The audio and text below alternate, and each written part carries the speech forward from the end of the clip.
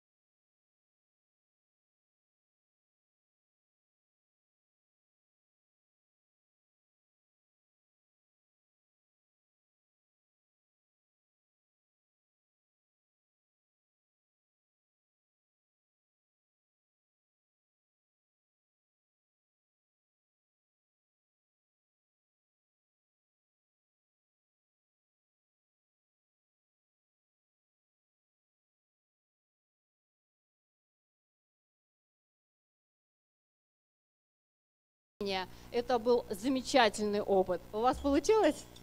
Класс. Это студенты Аграрного университета пришли к нам сегодня, экономический факультет. Пожалуйста, приходите, подходите, занимайте свободные места. Вот там вот есть места. Пожалуйста, можно пройти туда. Так вот, мы придумали этот фестиваль, потому что раньше мы проводили единые дни финансовой грамотности. Что мы делали? Мы приглашали специалистов в библиотеку и говорили, библиотека – это место встречи со специалистами. Когда люди могут свободно зайти, да, то есть библиотека все-таки не такое страшное учреждение, ну там как прокуратура или МВД, да, они заходят, и мы говорим, здравствуйте, у нас есть книги, у нас есть сайты, у нас есть библиотекари, которые научены искать информацию, которые знают, как ее искать, как ее преподнести, как правильно рассказать.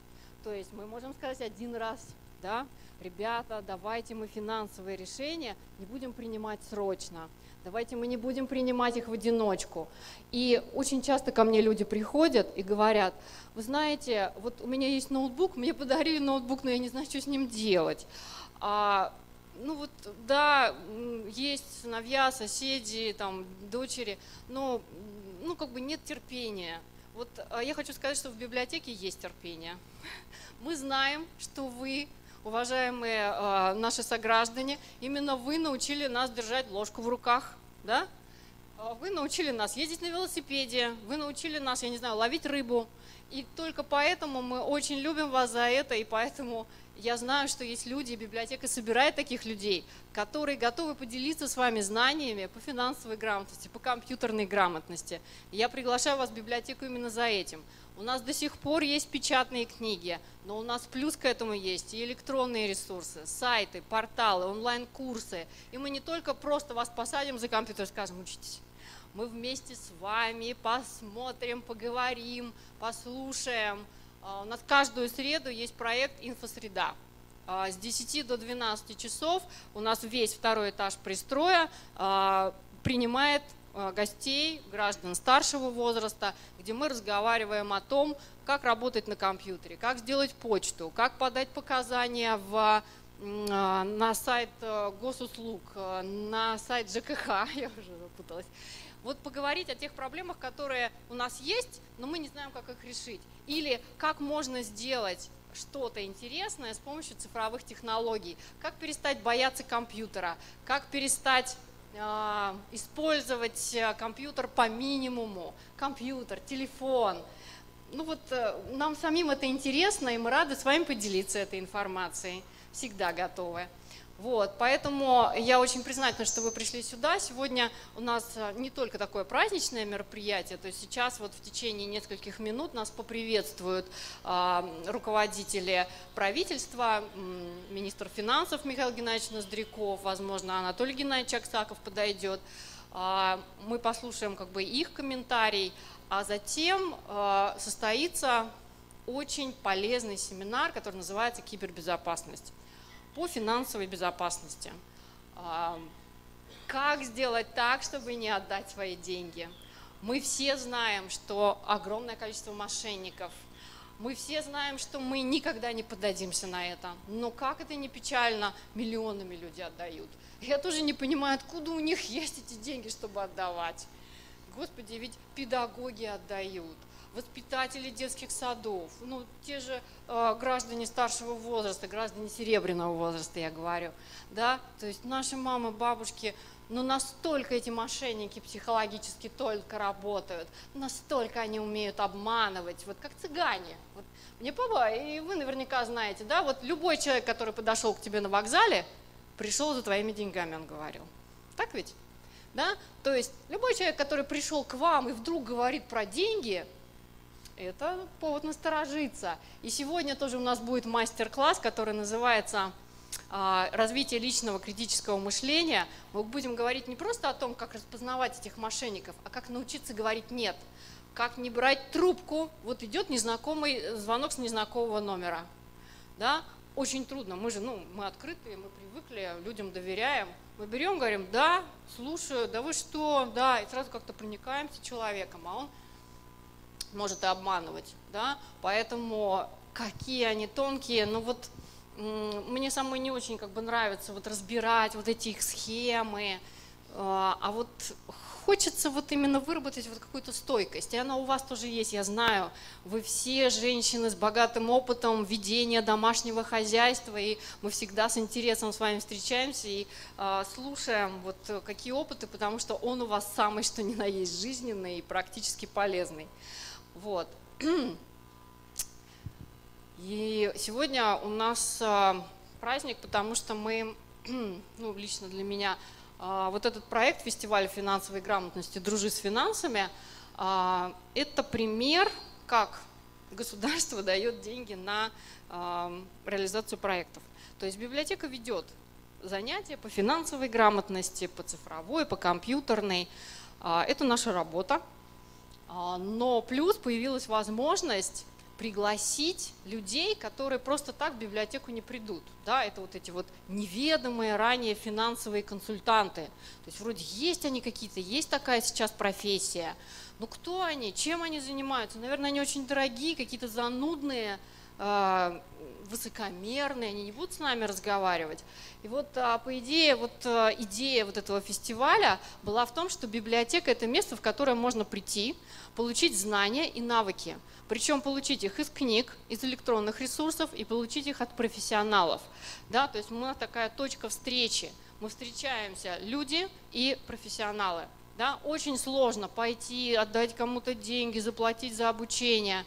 В библиотеке мы сделали все, чтобы со специалистами финансового дела мы пришли и совершенно бесплатно и доступно получили профессиональную информацию. Именно на это сейчас библиотека тратит свои усилия, с радостью тратит, скажем так.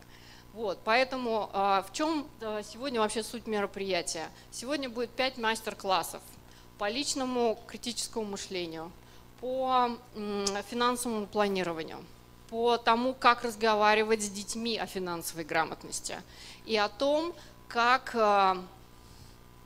уберечь свои финансы от кражи, от мошенников и так далее. То есть 5 мастер-классов, еще плюс инвестиции. И к нам придут финансовые консультанты, то есть это люди, то есть вообще наша цель была показать вам этих людей, что вот они рядом с нами, мы можем начинать в любой момент, Михаил Геннадьевич. Они рядом с нами, мы видим их, ну как, возможно, они там все на машинах ездят, а здесь вот они будут на одном уровне с нами сейчас. Мы можем задать им любой вопрос, мы можем спросить и попросить обговорить именно нашу ситуацию. Мы можем поделиться вот новой схемой мошенника, которую, например, мы узнали. То есть мы хотели вот организовать такую встречу. Людей, которые вроде живут с нами рядом, но все равно они как бы не встречаются с нами и не разговаривают. А сегодня они будут с нами разговаривать. Мы приветствуем Анатолия Геннадьевича Аксакова, председателя Комитета Госдумы Российской Федерации. Да, добро пожаловать. Ирина Алексеевна, вот сюда можно. Итак, гости, высокие прибыли, и наши уважаемые посетители, тоже мы рады. Мы начинаем фестиваль финансовой грамотности «Дружи с финансами». Встреча, просветительская встреча населения и финансовых волонтеров. Основная цель – библиотека, открытая площадка для финансового просвещения. И мы очень рады приветствовать вас, Анатолий Геннадьевич. Спасибо, что вы пришли. Скажите, пожалуйста, несколько слов.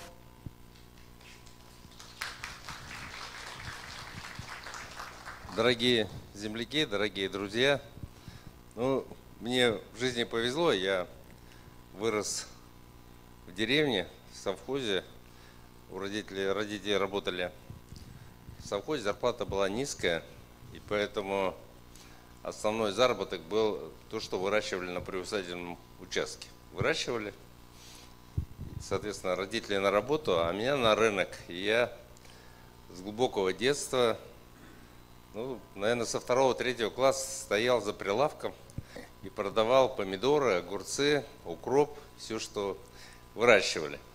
И благодаря этому, наверное, почувствовал вкус финансов, как это все. Это был тяжелый труд, но при этом очень благородный, потому что был велосипед, мотоцикл, джинсы, все, что, в общем, молодой человек желал, родители покупали, потому что, они считали, что я зарабатывал. В том числе и выращивая, ухаживая за урожаем и продавая его на рынке. И вот благодаря, наверное, этой истории своей и поступил на экономический факультет. Так повезло, что сразу же в МГУ там закончил экономический факультет и здесь оказался в Чувашии. Да. И когда начался рынок в нашей стране, когда начались реформы, я их тяжело переживал. Я считал, что государство ошибается, совершая переход от той экономики, которая была, к той, которую они создавали. Поскольку я учился в МГУ, и, естественно, у нас была мировая экономика, и мы смотрели разный опыт, и китайский опыт мне казался самым лучшим. Постепенно. Не надо обрушивать людей, всю экономику сразу в эти все дебри.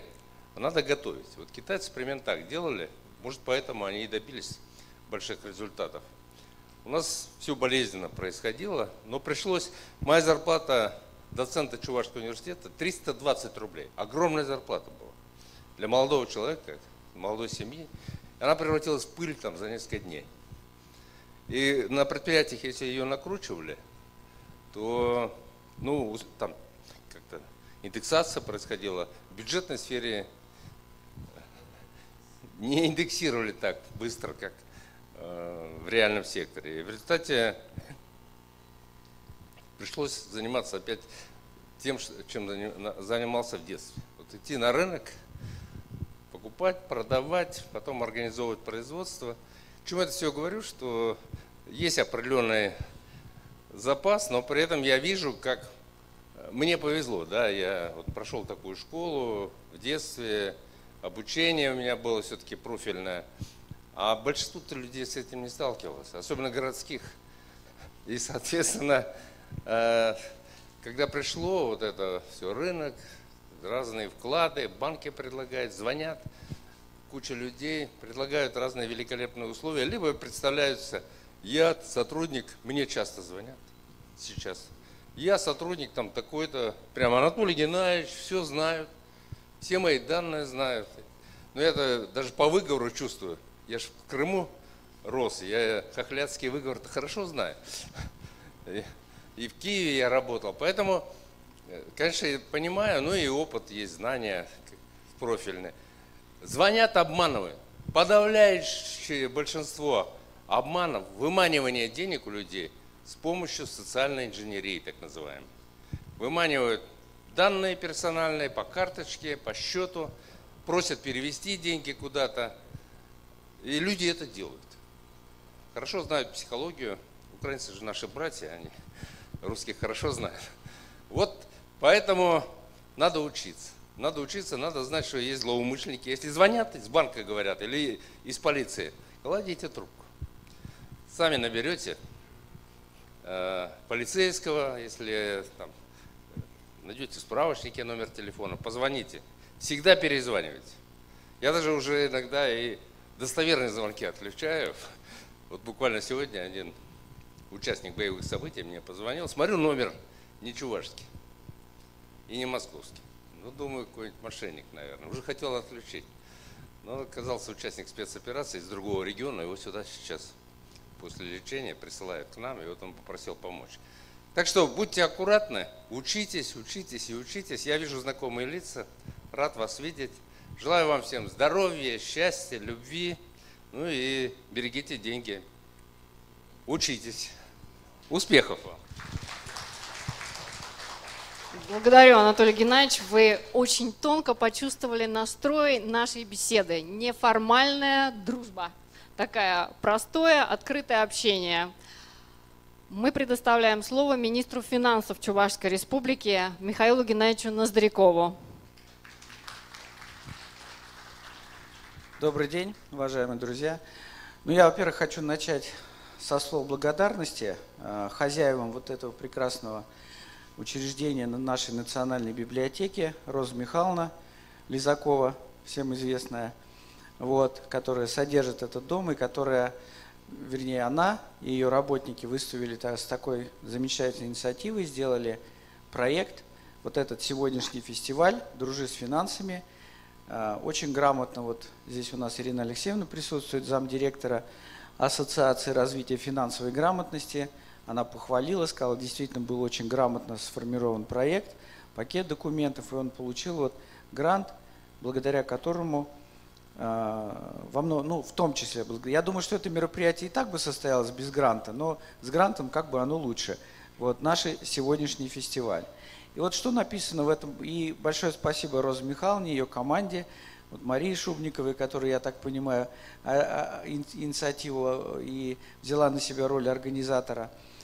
Большие молодцы. И вообще наши вот библиотеки Чувашии, они очень активно участвуют в проекте.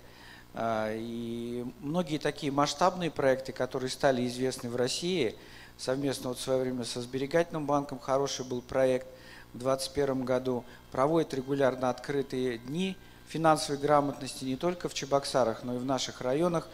И очень многие люди на самом деле получают полезную информацию, которая им нужна по финансовой грамотности. И вот если почитать цель этого проекта, там написано «Повышение качества жизни населения». Вроде звучит так несколько дежурно, но если задуматься, из чего складывается качество жизни. Мы же работаем по финансовой грамотности, начиная с детских садов, школ, это техникумы, студенты вузов и так далее. И каждый человек, чтобы состояться в жизни и чувствовать себя уверенно, сначала учится читать, писать. Потом сегодня овладевает навыками компьютерной грамотности. И вот на наш взгляд, финансовая грамотность – это сегодня такие необходимые знания и компетенции, навыки, без которых невозможно жить. Потому что я уже тоже достаточно давно и в банках работал, что называется, дружу с финансами почти 30 лет. И то себя чувствую не всегда уверенно, потому что знания очень быстро тоже устаревают. Вот. Какие-то новые продукты появляются, новые технологии появляются. К сожалению, мошенники не спят, придумывают какие-то новые методы обмана. И вот как Анатолий Геннадьевич сказал, я тоже, честно говоря, там раз в неделю, в две получаю звонки. Я-то вроде как бы знаю, что из банков не должны звонить, но настолько вот уверенно ловят на крючок, там, вы зашли там в банк онлайн, вы сделали такую-то операцию, подтвердите ее, как-то сразу вроде теряешься, думаешь, вроде заходил в банк онлайн, вроде что-то делал, вот. Но на самом деле, да, совет абсолютно очень верный, надо сразу класть трубку и перезванивать в банк и, так сказать, спрашивать, вообще, что там происходило или не происходило, либо в вашем личном кабинете, либо с вашим счетом. Поэтому с точки зрения вот обучения, конечно, очень-очень проект важный и интересный. И вот для нас, как для Министерства финансов, прежде всего, мы же, в любой работе есть элементы творчества. И поверьте, и в составлении бюджета есть творческие моменты, но Там все-таки такое жесткое законодательство, что возьми налоговое законодательство, бюджетное, наше творчество ограниченное. А вот как раз проект финансовой грамотности дает нам такой простор для, так сказать, того, чтобы наши финансисты, специалисты тоже развивались. И мы проводим достаточно интересные мероприятия. Вот у нас, на самом деле, хочу похвастаться, что он очень важный был содержательный для того, чтобы проект финансовой грамотности вышел совершенно на новый уровень вообще в Российской Федерации. Этот проект на самом деле курируют два таких очень серьезных ведомства. Это Министерство финансов Российской Федерации и Центральный банк Российской Федерации. И вот на каком-то этапе этот проект дошел до такого уровня, что очень нужно было обменяться информацией. Какие задачи видит Федерация, какие задачи, какие наработки интересные есть в регионах. У нас даже возьми ПФО 14 субъектов, и в каждом есть что-то интересное. И вот первый в России такой окружной семинар прошел именно у нас в Чебоксарах, благодаря в том числе вот инициативе Анатолия Геннадьевича и поддержке. И на самом деле был очень интересный разговор, и наши проекты были интересны для представителей других регионов, и мы много интересное для себя увидели. Поэтому вот проект, он так здорово, интересно развивается. Ну и хочу сказать, что вот еще, наверное, особенность этого проекта финансовой грамотности, что как-то вот все, кто в него вовлекаются, они участвуют как-то неформально, ну не для галочки. Не то, что там план утвердили, вызвали там по графику, а как-то все вот с удовольствием. Поэтому у нас очень сегодня расширяется волонтерское движение, и там есть и серебряные волонтеры, и сегодня у нас есть волонтеры финансовой грамотности. Мы сейчас, так сказать, во многом студенчество наше вовлекаем, студентов вузов, студентов техникумов, прежде всего экономических специальностей. Просто хочу анонсировать, чтобы вот одно дело вы, когда для себя что-то получаете, какую-то информацию, а кто вот уже видит себя волонтером и готов идти дальше, рассказывать там, неважно там соседям своим, там знакомым или даже в каких-то таких коллективах, то мы всех приглашаем стать волонтерами. И в этом году в Чувашии мы объявили конкурс для волонтеров. Хорошие призы будут, точно обещаю, как министр финансов, но это не из бюджета. Вот. Но призы будут хорошие. Там есть конкурсы для волонтеров разных номинаций, 10-12 номинаций. Информация она есть. Вот поэтому всех призываю участвовать в этом проекте. А так, давайте учиться считать деньги, прежде всего свои, быть осторожными, и мы все будем себя уверенно чувствовать в жизни. И, так сказать, наша жизнь станет богаче, но не только в денежном смысле, а вообще станет богаче и интереснее. Спасибо.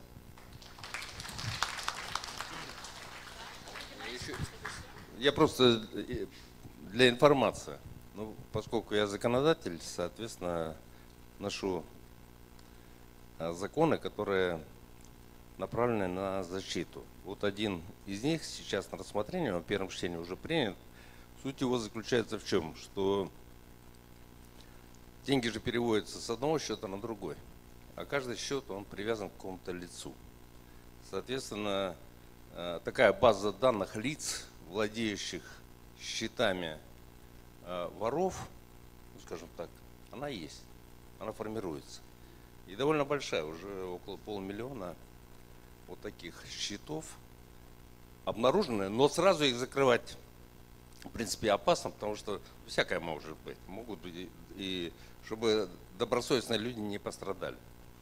Но при этом, значит, вот вы, например, приходите, вас убедили, что надо деньги, мошенники, убедили, что вы должны перевести деньги, банк вам обязан сказать, вот сейчас закон об этом, счет, на который вы переводите, принадлежит, скорее всего, мошеннику. Вы можете настоять, но тогда, значит, в первом случае, если банк перевел деньги, зная, что деньги принадлежат мошеннику, он обязан будет после вашей жалобы вернуть вам деньги, без всяких споров. Сегодня возвращается только 4%. Вот, значит, у вас будет право, у любого человека будет право сказать, чтобы ему вернули деньги, и банк обязан будет вернуть деньги и сам потом разбираться с другими счетами, с этими мошенниками. Второе. тот банк, куда поступают деньги, он же тоже эту базу данных видит. Все должны будут подключены к этой системе данных про мошенников. Ну и, соответственно, они тоже должны остановить движение денег и разобраться, правильно ли их перевели или нет. Вот этот момент, имейте в виду, это моя законодательная инициатива, она, надеюсь, в апреле будет принята, и многие будут защищены. Но, к сожалению, люди все равно, знаете, как поступают. Ему говорят, не переводи, а он вот все настаивает просто. Ну, настаиваешь, извините, тогда уже ответственность от банка переходит к вам. Желаю вам успехов.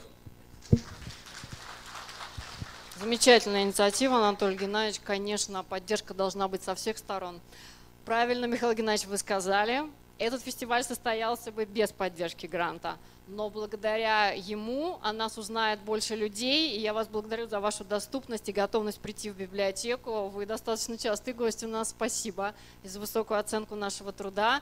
И мы очень рады, что наш опыт единых дней финансовой грамотности, когда мы путем онлайн-трансляции, индивидуальных консультаций общались с населением в муниципальных библиотеках Чувашской Республики, это был республиканский проект, о нас узнали в Российской Федерации, в Москве, в Ассоциации развития финансовой грамотности, которая и подтвердила нам грант на фестиваль финансовой грамотности.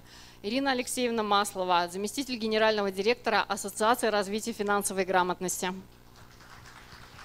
Спасибо большое. Я хочу поблагодарить за теплый прием. Я второй раз в Чебоксарах, и когда в прошлом году была первый раз, честно скажу, влюбилась в эти края. Мне очень понравилось и то, как выстроена здесь работа по финансовому просвещению на всех уровнях, и то, как реагируют, откликаются люди. Поэтому спасибо большое. Действительно, наша ассоциация занимается тем, что мы развиваем финансовое просвещение по всей стране. Причем может быть, вы слышали, что самая большая ценность в этом мире – это информация. Да? Слышали такое? Все, уже можно забыть. Информации много, она часто бывает манипулятивная, она бывает с какими-то целями. Сейчас самые главные ценности две. Первое – это внимание, второе – это доверие. Все бьются за ваше внимание и доверие, и у вас должна быть информация, как осознанно делать свой выбор, чему уделять свое внимание и кому доверять. Так вот, Ассоциация развития финансовой грамотности, нас учредили Банк России, ведущие финансовые организации, но мы независимы в том плане, что мы не продвигаем, не рекламируем никакие услуги. У нас волонтеры финансового просвещения занимаются тем, что предоставляют независимую и прозрачную информацию населению в доступных форматах. То есть мы как раз пропускаем через себя, так верифицируем, проверяем эту информацию, о чем можно, о чем нельзя, никакой рекламы. И цели у ассоциации две основные. Мы поддерживаем самые классные проекты, мероприятия и заявки по всей стране. В прошлом году мы поддержали создание 6 волонтерских центров в разных регионах, в 6 регионах нашей страны. В этом году мы поддержали грантами 8 уже волонтерских центров, в том числе на базе Национальной библиотеки, который создан. И это значит, что это огромное сетевое партнерство, то есть можно лучшие практики лучших экспертов внедрять здесь, и ваши лучшие практики, мы наслышаны и тоже очень много общались, тоже распространять по всей стране. Более того, хочу сказать в адрес Национальной библиотеки добрые слова. Действительно, шикарная была заявка, очень хороший опыт и задел. Да, и Розе Михайловне отдельное спасибо, и всей команде. И мы сейчас хотим, чтобы эта библиотека, этот опыт стал таким модельным. Потому что это единственная библиотека. У нас есть НКО, есть вузы, которые были победителями, есть колледжи. Но вот чтобы библиотека победила в таком конкурсе, это единственное, и что этот опыт нужно распространять по всей стране. Это замечательно. А конкурс библиотек, кстати, у нас есть отдельный, и ваши муниципалитеты тоже могут в нем участвовать в следующем году. 25 библиотек в этом году мы грантово тоже поддержали.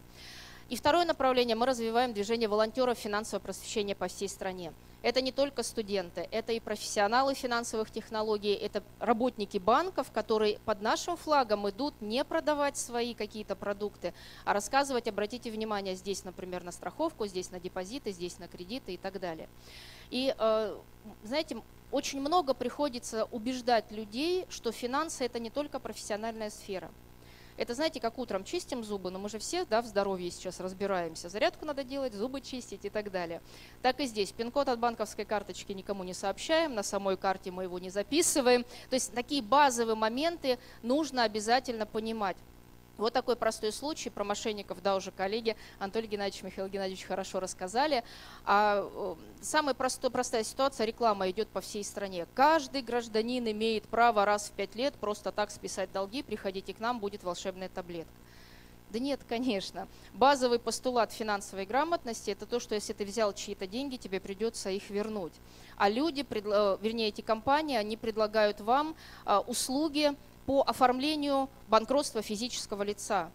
Это, конечно, можно сделать, это можно делать самому, можно делать через эти организации, но там такие последствия не раз в 5 лет, один раз в жизни, да, ты можешь признать себя банкротом. Потом будет куча ограничений, ты не сможешь должности какие-то занимать, выезжать за границу. То есть очень-очень много последствий, а люди это не понимают. Наша организация также борется с мисселингом, с предоставлением недобросовестной информации, когда вы приходите в банк, и вам начинают что-то, ну, немножко лукавят и говорят, там, о чем-то умолчат, да, о чем-то предоставят. Вот наши студенты, волонтеры под руководством кураторов в 9 регионах, мы приглашаем вас тоже присоединиться, проводят проверки под эгидой Центробанка в режиме тайного покупателя, насколько там правильно все организовано. Знаете, не прям нарушения, а такие, ну, на грани, да, нелегальные практики мы это называем. И по итогам этих проверок не прям наказание, но Центробанк прям уведомление напоминает, обратите внимание, ваши сотрудники должны работать четко по скриптам, по закону, по Банку России, и никаких не должно быть там недоговоренностей. У ассоциации много таких проектов, и мы очень рады, что сейчас еще более тесное сотрудничество будет выстроено. Спасибо вам большое за гостеприимство. Про кредиты все помните, да, у нас очень много информации и мероприятий, в том числе, кстати, рассчитать там свою предельную долговую нагрузку и так далее. Мы готовы этим делиться и поддерживать развитие финансового просвещения на уровне вашего региона и показывать ваши лучшие практики на уровне всей страны. Спасибо большое. Ирина Алексеевна, какие замечательные идеи нам побыть тайным покупателем в банке. Ух, здорово! Да, вы знаете, у нас такая вот 3 веселых друга. Мы приглашаем всех граждан в нашу, скажем так, дружную компанию. Это Национальная библиотека Чувашской Республики, Республиканский центр финансовой грамотности и Ассоциация правовой и финансовой грамотности «Перспектива». Это 3 кита, которые делают этот проект и привлекают и соединяют население и финансовых консультантов. Роза Михайловна, можно вам пару слов, как хозяйки Национальной библиотеки Чувашской Республики, именно после ваших одобрительных слов вообще пошло развиваться это направление? Спасибо. Спасибо огромное. В действительности мы исходим из того, что, честно говоря, самые близкие учреждения, очень близко расположенные к населению сегодня вот на территории Чувашской Республики, и учреждения культуры, в том числе библиотеки. И это тот центр, в котором всегда должна собираться информация, полезная для людей. А время сейчас такое пришло, когда столь изощренные технологии обмана людей, очень доверчивых, очень простых, которые, в общем, не готовы к таким переменам в нашем мире. И мы посчитали, что вместе с нашими коллегами, вместе с волонтерами, с друзьями наших библиотек мы действительно могли бы сделать очень полезное дело. Тем более это так несправедливо, когда вот деньги, заработанные честным трудом, попадают в руки вот таких вот просто мошенников и преступных личностей. Мы очень стараемся, мы не знаем, насколько эффективно может быть в конце пути вот этого нашего совместного пути, результат нашего проекта. К сожалению, как говорят, все-таки очень большое количество денег в целом по стране все-таки оказываются в руках у этих людей. С этим надо что-то делать, это надо обсуждать, это надо, к этому нельзя быть равнодушным. Поэтому мы с этим будем работать. Спасибо вам большое, всем нашим партнерам.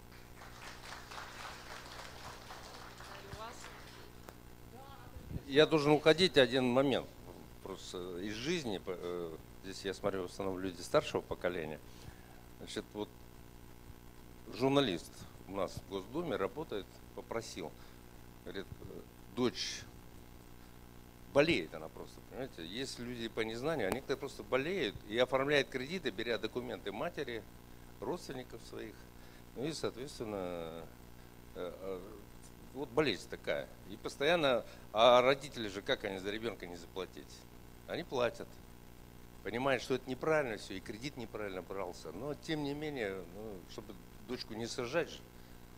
И, соответственно, сейчас мы закон принимаем, но в принципе уже банки это делают на добровольной основе самоограничение. То есть человек может сам принять решение, вот чтобы вы знали, это из практики просто жизни, мало ли у кого какие бывают обстоятельства. То есть ты принимаешь решение, говоришь, что я кредиты не беру. Вот у меня есть счет в банке, но я кредит не беру. В любой момент я могу снять это самоограничение, но только я, владелец счета. Вот это имейте в виду, если у кого-то такие обстоятельства будут, в жизни может пригодиться. Желаю вам всем успехов и здоровья. Анатолий Геннадьевич, еще один мастер-класс. Супер. Такие полезные практические советы. Вы знаете, вот без организации правовой и финансовой грамотности «Перспектива» мы бы не смогли устроить встречу с финансовыми консультантами, настоящими профессионалами. Хотелось бы вот небольшое слово предоставить Василию Германовичу Лялину, председателю Ассоциации правовой и финансовой грамотности «Перспектива».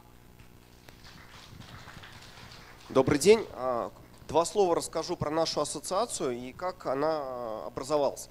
Мы объединяем в нашей ассоциации квалифицированных, знающих свое дело и любящих свое дело экспертов в сфере финансов, которые, это, можно сказать, главное условие, не продают, не втюхивают там свои какие-то там товары, да, а именно путем обучения рассказывают, какие инструменты финансовые можно использовать. Это первое направление. Второе направление, мы учим, как бороться с финансовым мошенничеством. И после этого я здесь проведу небольшой мастер-класс для того, чтобы у вас в голове остались какие-то такие вот зацепочки, как называют там психологи, триггеры, для того, чтобы не попасться на уловку мошенников. И третье, мы учим правильно пользоваться своими финансами, личными финансами, планировать, инвестировать грамотно для того, чтобы не попасть в какую-то финансовую пирамиду. Это вот три очень важные вещи, которые должны быть доступны каждому. И мы объединяем тех людей, которые добровольно на волонтерских началах это делают.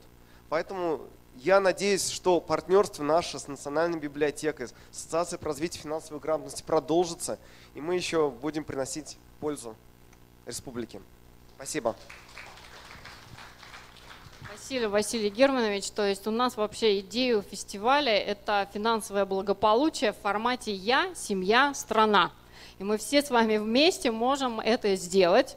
И мы заканчиваем такую нашу торжественную часть, приветственные слова, и переходим непосредственно к обсуждению финансового благополучия и правил его формирования. Потому что сегодня, я сейчас скажу, у нас проходит целых 5 мастер-классов, бесплатно открытый доступ на площадке, где обсуждаются следующие темы. Я попрошу вас принять решение, но в основном люди, которые вот приглашены центрами социальной защиты, мы очень рады, если вы останетесь здесь и поговорите с Василием Германовичем и расскажете ему о кибербезопасности, о правилах финансовой безопасности. То есть ваш мастер-класс здесь, через 5 минут, в этом же зале мы встречаемся или не расстаемся. Дальше у нас есть замечательный мастер-класс «Развитие навыков социальных коммуникаций и критического мышления». Студенты, аграрный университет, вы специально туда приглашены. Это пристрой, 2-й этаж, кабинет 214. Андрей Воскресенский, коуч, интеллект-тренер, проводит у нас в библиотеке медленные чтения и философии стоиков, а также он еще замечательный финансовый консультант. Мы очень вам рекомендуем пойти на его мастер-класс. Рядом, в соседнем зале, в 137-м, через стеночку только обойти надо, идет мастер-класс по инвестициям и цифровым технологиям в финансах. Его спикеры Алексей Германов и Егор Краснов. Есть мастер-класс по личному финансовому планированию. Проводит волонтер финансовой грамотности Анна Палькина. Это 218-й кабинет, вот это здание, 2-й этаж. Там нужно зайти в нашу прекрасную галерею «Серебряный век», посмотреть картины и зайти в выставочный зал, 218-й кабинет. Анна Палькина очень высококлассный специалист по личному финансовому планированию. И в 14:30 у нас идет мастер-класс, будет проходить по финансовой грамотности для детей и подростков. То есть мы скорее, конечно, всего будем говорить с родителями. И у кого закончатся мастер-классы в 2:30 мы тоже приглашаем, как говорить с детьми и подростками о финансах. То есть, конечно же, мы будем говорить с родителями, играть. И я хочу отметить, что практически на всех мастер-классах у нас есть игровой момент. Мы не просто будем слушать, но и говорить тоже. Мастер-класс «Финансовая грамотность для детей и родителей». Ну, скорее всего, мы останемся в 218 кабинете, выставочный зал, 2-й этаж. Это в 2:30. А сейчас, пожалуйста, студенты Аграрного университета, мы вас проводим в 214 кабинет, в 218 личное финансовое планирование. А большинство мы приглашаем вас остаться и посмотреть, послушать и поговорить на тему финансовой безопасности. Так, Аграрный университет, да, вас проводят. Да. Сейчас мы отпустим часть студентов. Да. Пристрой, 2-й этаж, 214. Угу. Мы с вами сейчас пройдемся, наверное, по всем, да, мастер-классам. Ваш спикер очень осведомленный человек, очень открытый для общения, поэтому я тоже вас приглашаю, если есть пожелания, можно будет пообщаться с Василием Германовичем прямо из зала. Сейчас у нас люди пройдут. Василий Германович, есть ли у вас презентация? Или... Да, четко. По реальным случаям. Ага. Начинаем, да? Все, как бы. Все, кто хотел, разбежались по мастер-классам. Мы сегодня с вами говорим о финансовых мошенничествах, о кибербезопасности, как с этим бороться, что, с чем его едят, да?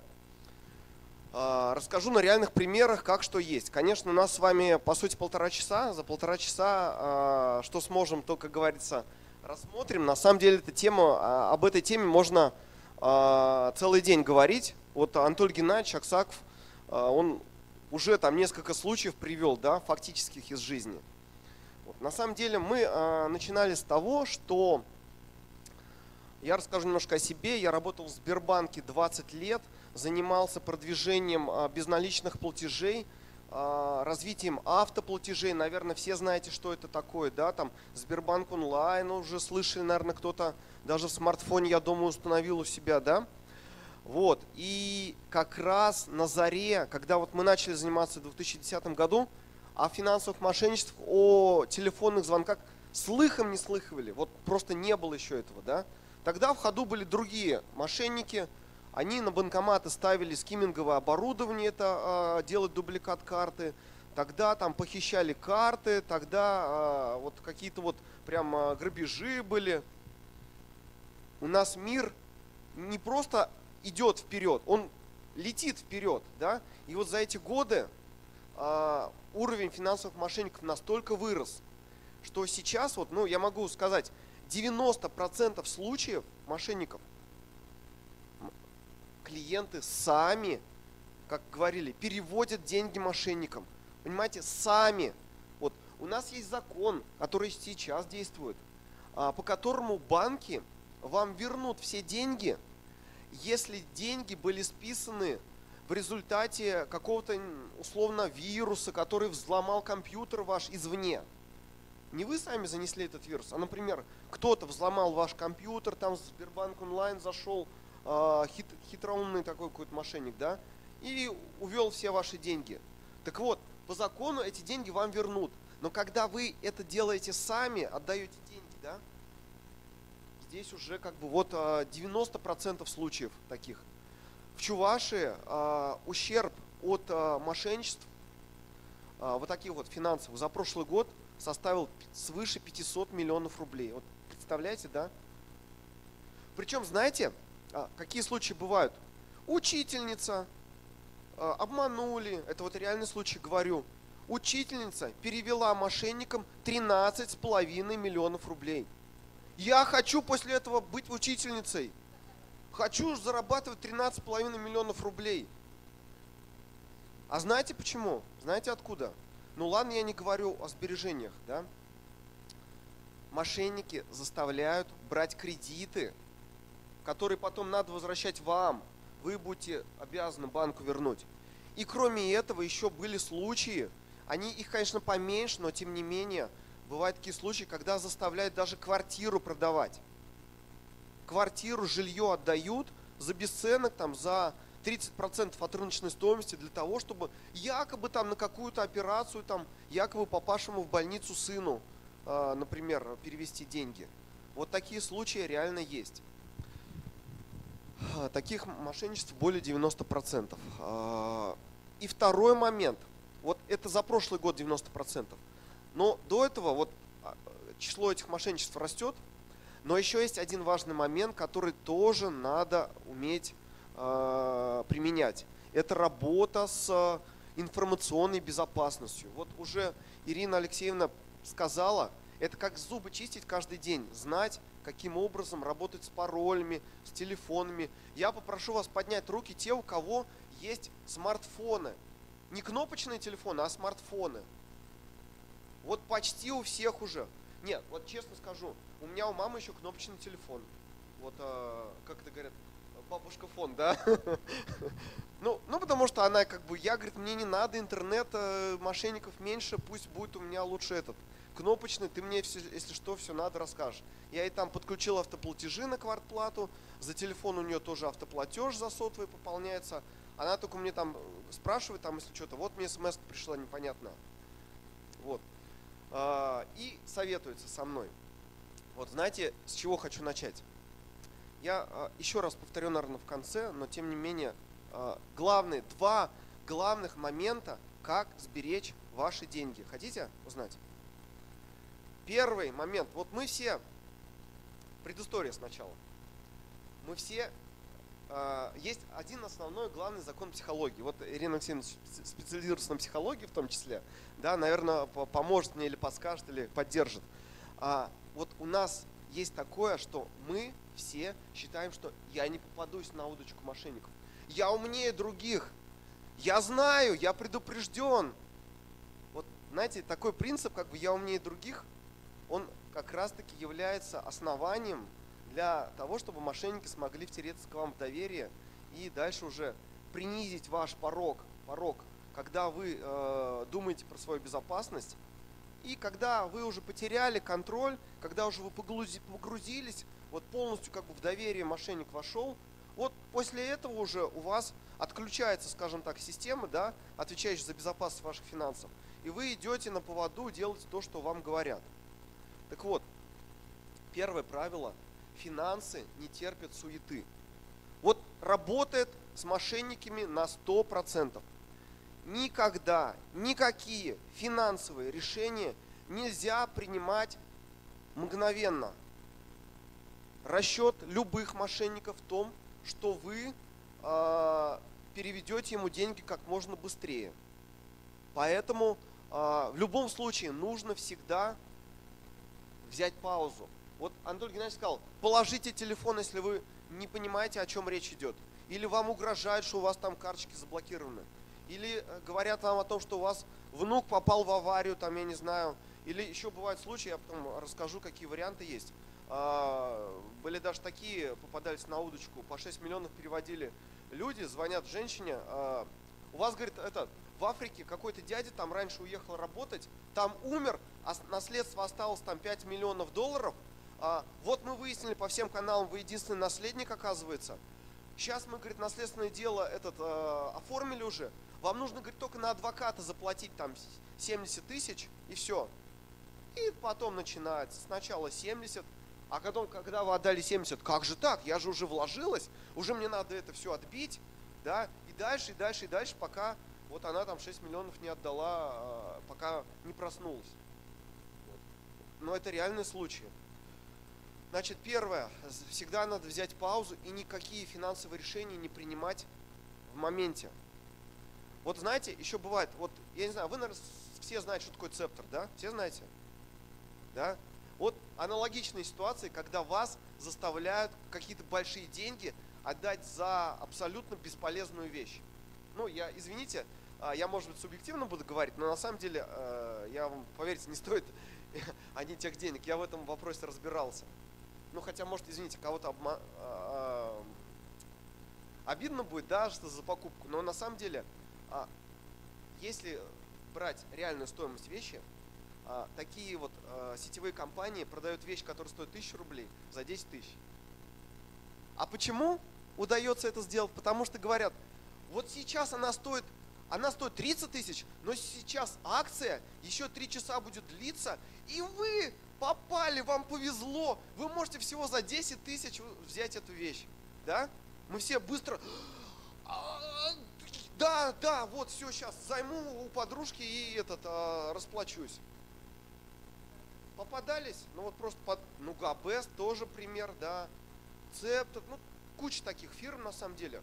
И вот когда у вас есть такая акция, когда вам говорят, время тикает, там надо это, быстрее включайте мозг и лучше подумайте. Вот.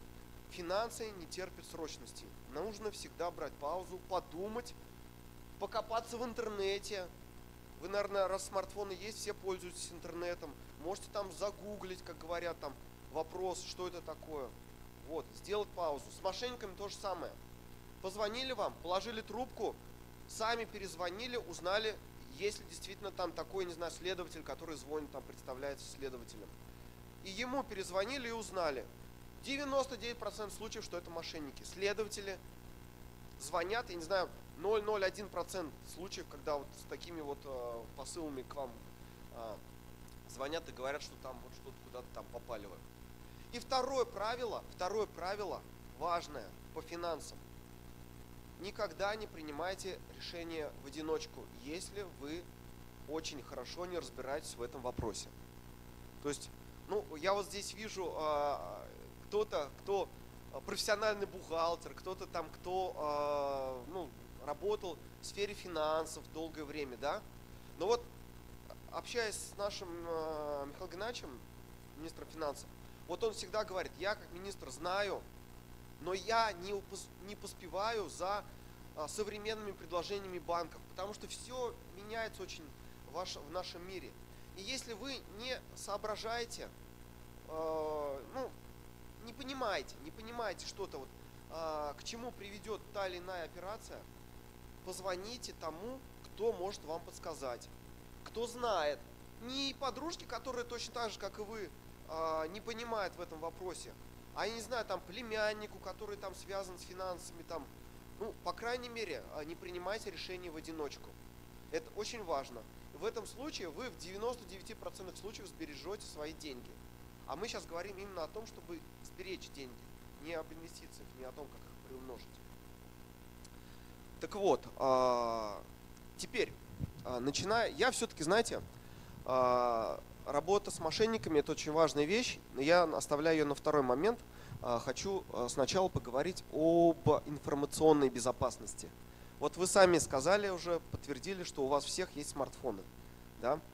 Значит, у вас у всех, скорее всего, есть банковские карты.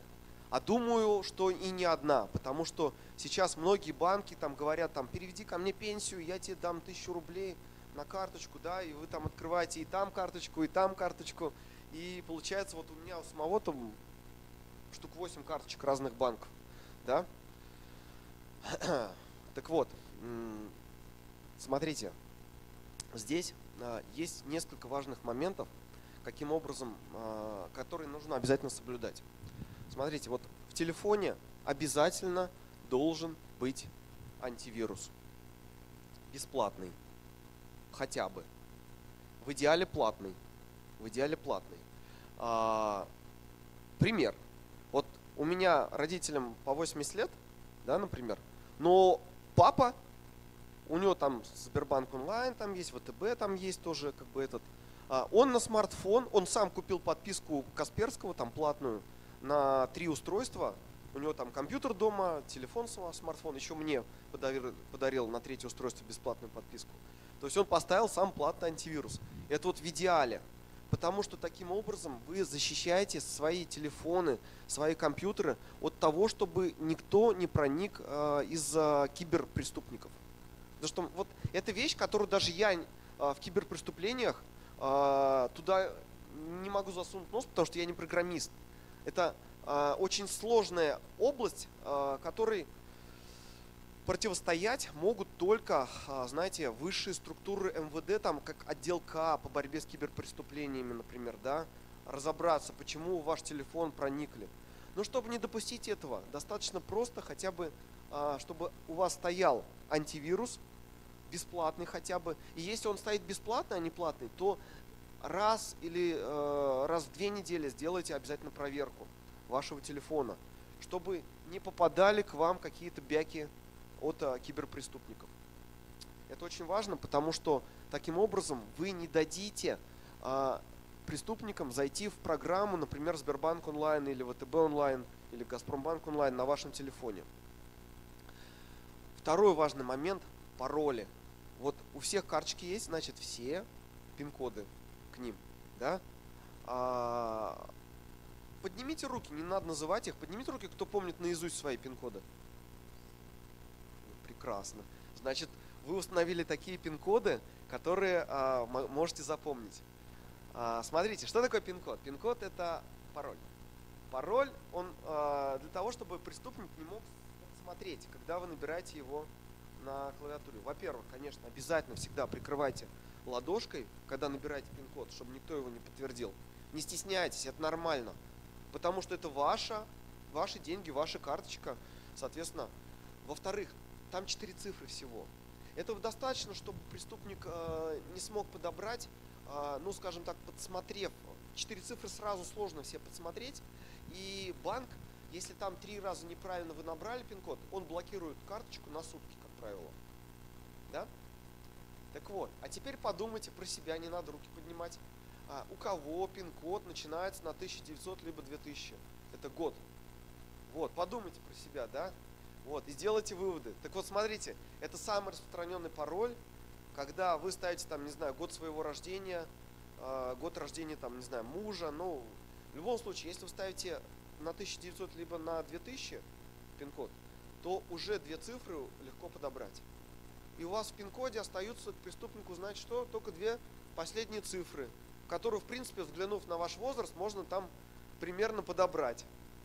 Потому что у меня там был у тети пароль, там она там 1935 года рождения, вот она там 1935 на всех карточках ставила.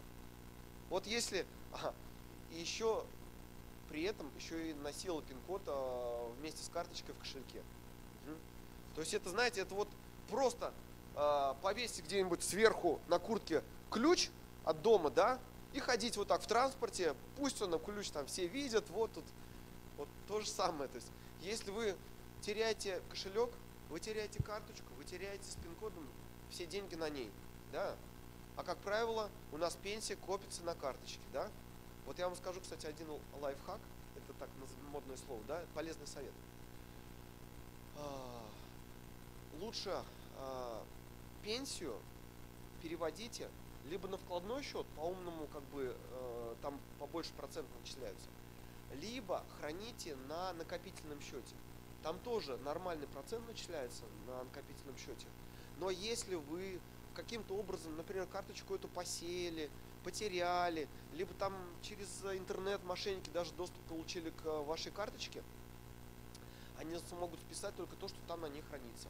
К накопительному счету тяжело подключиться напрямую.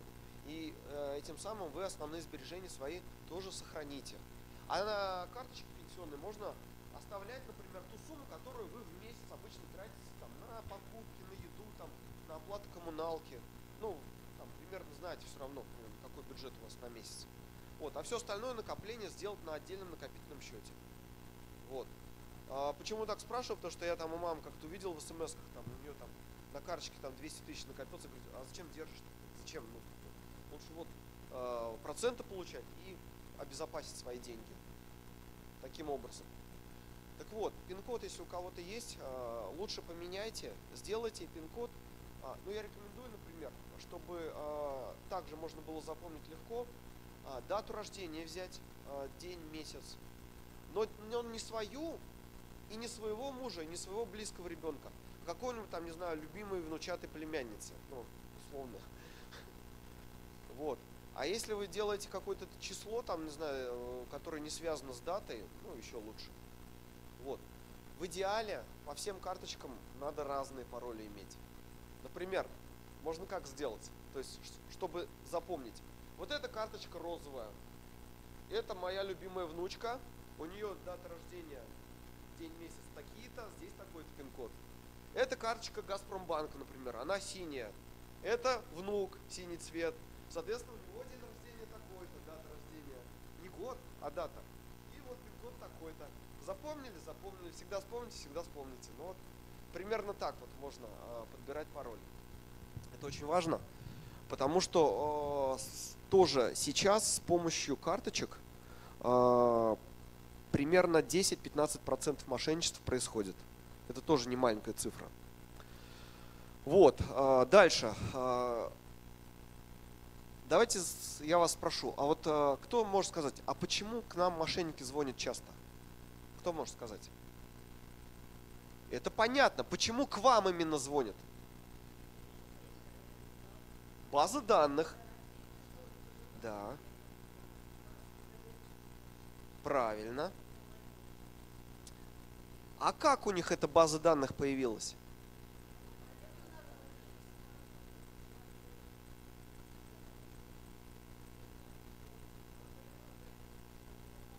Правильно, правильно. Смотрите, я вам скажу вот так вот. У больших банков, таких как Сбербанк, ВТБ, ну у всех крупных наших банков, да, у них очень хорошая система безопасности. И вот если даже в новостях пишут, базу данных Сбербанка сперли. Неправда. Это какая-то другая база данных. Там, чтобы у Сбербанка или у какого-то крупного банка спереть эту базу, там куча следов, быстро все это дело пресекают. Таких случаев мало. Как правило, вот сказала девушка, в интернет-магазинах, в маленьких каких-то точках, куда, вот, например, не знаю, в Каскад пошли, да, там куча там магазинчиков, да, вот, вам говорят, там, хотите скидочку, дисконтную карту оформите, да, а вы такие там, да, оформлю, а там в дисконтной карте телефон, фамилия, имя, дата рождения, электронная почта, да, и еще там что-нибудь там порекомендуй 3 друзей, там еще своих подружек, да, тоже их сдашь сразу с потрохами. Кого не жалко, можно сдавать, да. Вот, смотрите, и как правило, вот эти базы данных сливаются именно у небольших торговых точек, не у Перекрестка, не у Сбербанка, не у там мобильных операторов, а у небольших точек, потому что у них, как правило, борьбы с кибербезопасностью, с кибермошенниками там нету. У них условия хранения данных хуже. И вот как раз их базы данных попадают в руки мошенников, и там уже, если вы один раз в базу данных мошенников попали, то они, как правило, там и останетесь, потому что мошенники эти базы копируют, увеличивают, там продают друг другу, там разные же люди, их же ловят там периодически тоже. Потому что, например, вот, наверное, все заметили, в начале 2022 года очень снизилось количество этих мошенников, телефонных обзвонов. Почему? Да, не пересажали, но не дали им работать. Где? На Украине, правильно. Очень много этих вот центров были на Украине. С началом спецоперации, там этот Днепр, в Харькове было много, там на территории этих областей. Вот. Их, соответственно, оттуда выгнали. И на какой-то период времени, до сентября-октября, очень снизилось количество этих звонков мошенников. Потому что там русскоговорящие, у них там за честь, там на деньги развести там россиянина, там, да, как говорится, это в почете. Вот, и поэтому там, соответственно, был период какое снижение, но вот сейчас в конце года они все пересели, там, переехали там куда-то во Львов, там, куда-то там, ну, поменяли место дислокации и опять начались. И причем такие новые методы обмана есть, которые, например, связаны с выплатами участникам СВО, там, с каким-то, есть обман такой есть, который, например, звонит вам мошенник, говорит, так, у вас вот в соцсетях где-то в Одноклассниках вы опубликовали пост, который в поддержку Украине. Нет. Может быть, вас взломали, а мы со Следственного комитета засекли в любом случае, и вы понесете ответственность. Да, было такое? Вот. И вы там должны денег перевести, либо еще что-то такое. Вот такие случаи сейчас появились. Вот. И поэтому мы начали с того, почему попадают телефоны в вашу базу. Так вот, если вы в этом магазине не будете покупать товары или крайне редко обращаться, меньше старайтесь давать ваши телефоны, меньше оставляйте ваших следов. Второй момент, откуда могут данные взяться у мошенников, это соцсети. Вот я, наверное, буду прав, если скажу, что у всех есть в Одноклассниках профиль. Да, есть. Удалили. Ну, видимо, из-за того, что там начали всякие вот эти вот пакости, нет? Ну, ладно, хорошо. У многих есть еще там ВКонтакте, но это больше такое молодое поколение, наверное, у нас, да. Ну, в любом случае, в соцсетях мы есть. Еще у нас на телефонах есть мессенджеры сейчас, так называемые. То есть, если раньше мы смс-ками, которые, ну, сейчас дорогие, в общем-то, да, сейчас у нас есть Viber, WhatsApp, Telegram, да, там еще какие-то там могут быть другие. Вот. Смотрите, вот если мы пользуемся WhatsApp, у нас есть профиль. Ну, то есть, вот в WhatsApp я зайду, например, да, вот у нас есть настройки. И личные данные, аккаунт. И вот здесь вот есть аватар, например, какие-то, ну, у меня вообще аватара нету. И здесь еще есть возможность телефон свой указать. Вот то же самое касается Телеграма, Вайбера. Где нет возможности, где нет обязательного требования, лучше телефон свой не указывать. Почему? Потому что в том же самом WhatsApp, Вайбере, в Телеграме есть куча групп. Да? Если вы вступаете в какую-то группу, там куча участников, например, 1000 человек, и, например, кроме вас вступил мошенник. Во-первых, он посмотрит, что вы в чате пишете, если вы что-то там пишете, да? И если у вас в профиле указан телефон, он сразу же может идентифицировать ваш номер телефона и взять, как говорится, в разработку. Зависит от того, какие посты вы там пишете. Там, про детей пишете, там, про это. То есть, чем меньше информации вы о себе сообщаете, тем лучше, потому что преступникам меньше есть за что зацепиться. Да? Правильно? Вот. Еще очень многие мошенники используют, когда мы публикуем в Одноклассниках, например, наши фотографии с внучкой, с, там, я не знаю, с семьей. Вот у меня квартира, вот тут у меня золотые украшения лежат в квартире. Вот у меня селфи со шкатулкой с золотыми украшениями. Посмотрите, какое у меня классное колье есть. Да, например. Вот есть же, соцсети созданы для того, чтобы потешить наше самолюбие, чтобы похвастаться перед другими, чтобы там поконтактировать, да. У меня рекомендации, если как бы это вам не очень критично, поменьше информации туда выкладывать, и также дети ваши и так далее. То есть, чем меньше вы о себе сообщаете в публичные вот эти вот вещи, чем меньше о вас будут знать, тем, ну, в принципе, хуже для мошенников. Тем меньше вас могут зацепить за какие-то вот зацепки. Понятно, да? Вот. То есть мы с вами поговорили о том, что на телефоне, какие меры безопасности должны быть, да? Каким образом наши телефоны не попадали в руки мошенников, да? Теперь про самую большую категорию мошенников, это как раз социальная инженерия. Называется так, инженерия это не связано с тем, что там надо что-то копать там или это делать, да?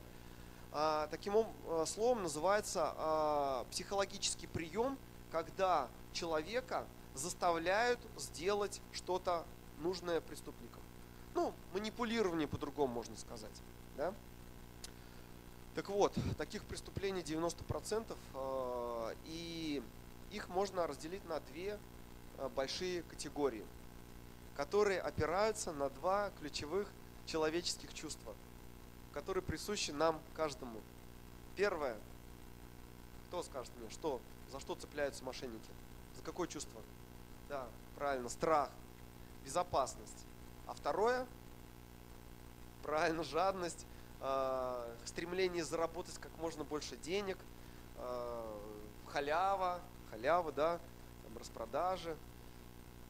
Так вот, смотрите, какие есть варианты мошенничеств, связанных с безопасностью. Я вам расскажу для того, чтобы вы знали об этих мошенничествах, о видах, а потом мы с вами поговорим, а что же делать для того, чтобы не попасться. Ну, в принципе, Анатолий Геннадьевич Аксаков уже сказал, что не надо слушать, кладите трубку и так далее, но это потом поподробнее. Так вот, с безопасностью какие виды мошенничеств есть? Самое распространенное – это банковские карты. С вашей банковской карты идут вариации. Совершен перевод денег в пользу кого-то там, например, звонит Марья Ивановна, служба безопасности Сбербанка звонит. С вашей карты зафиксирован перевод в пользу Иванова Ивана Петровича. Вы совершали этот перевод? Нет. Чтобы его заблокировать, мы сейчас вам расскажем, что нужно сделать. И дальше мы тут боимся за свои денежки, нам повесили, мы там переживать начинаем, как же так, быстрее надо заблокировать. Все, и дальше делаем то, что нам скажут. Перевести деньги на безопасный счет и так далее. Вот. Второй вариант. На вас взяли кредит. Подана заявка на взятие кредита через Сбербанк онлайн. Вы брали кредит? Нет. Дальше пошло то же самое, по той же схеме. Надо деньги обезопасить. Либо сейчас этот кредит мы вас возьмем, переведем на ваш безопасный счет. И таким образом вы еще возьмете кредит, и потом еще переведете эти деньги. Третий вариант, связанных с банковскими картами, это на вашем счете деньги заблокированы из-за какого-то административного правонарушения, например, штрафа, или, например, какого-то, там, не знаю, вот как раз свежее мошенничество, там, то, что вы там в соцсетях писали, написали информацию, порочащую честь и репутацию вооруженных сил России, да, соответственно, за это предусмотрено административное наказание, у вас деньги блокируются на счете. Такой вариант тоже есть. Так вот, все средства, все случаи мошенничества, связанных с тем, что когда вам говорят, что ваши деньги там каким-то образом заблокированы, вы там совершили что-то не то, всегда перезванивайте, прерывайте и уточняйте сами в банке. Если вас это прям действительно очень сильно тревожит, потому что 99% случаев это мошенники.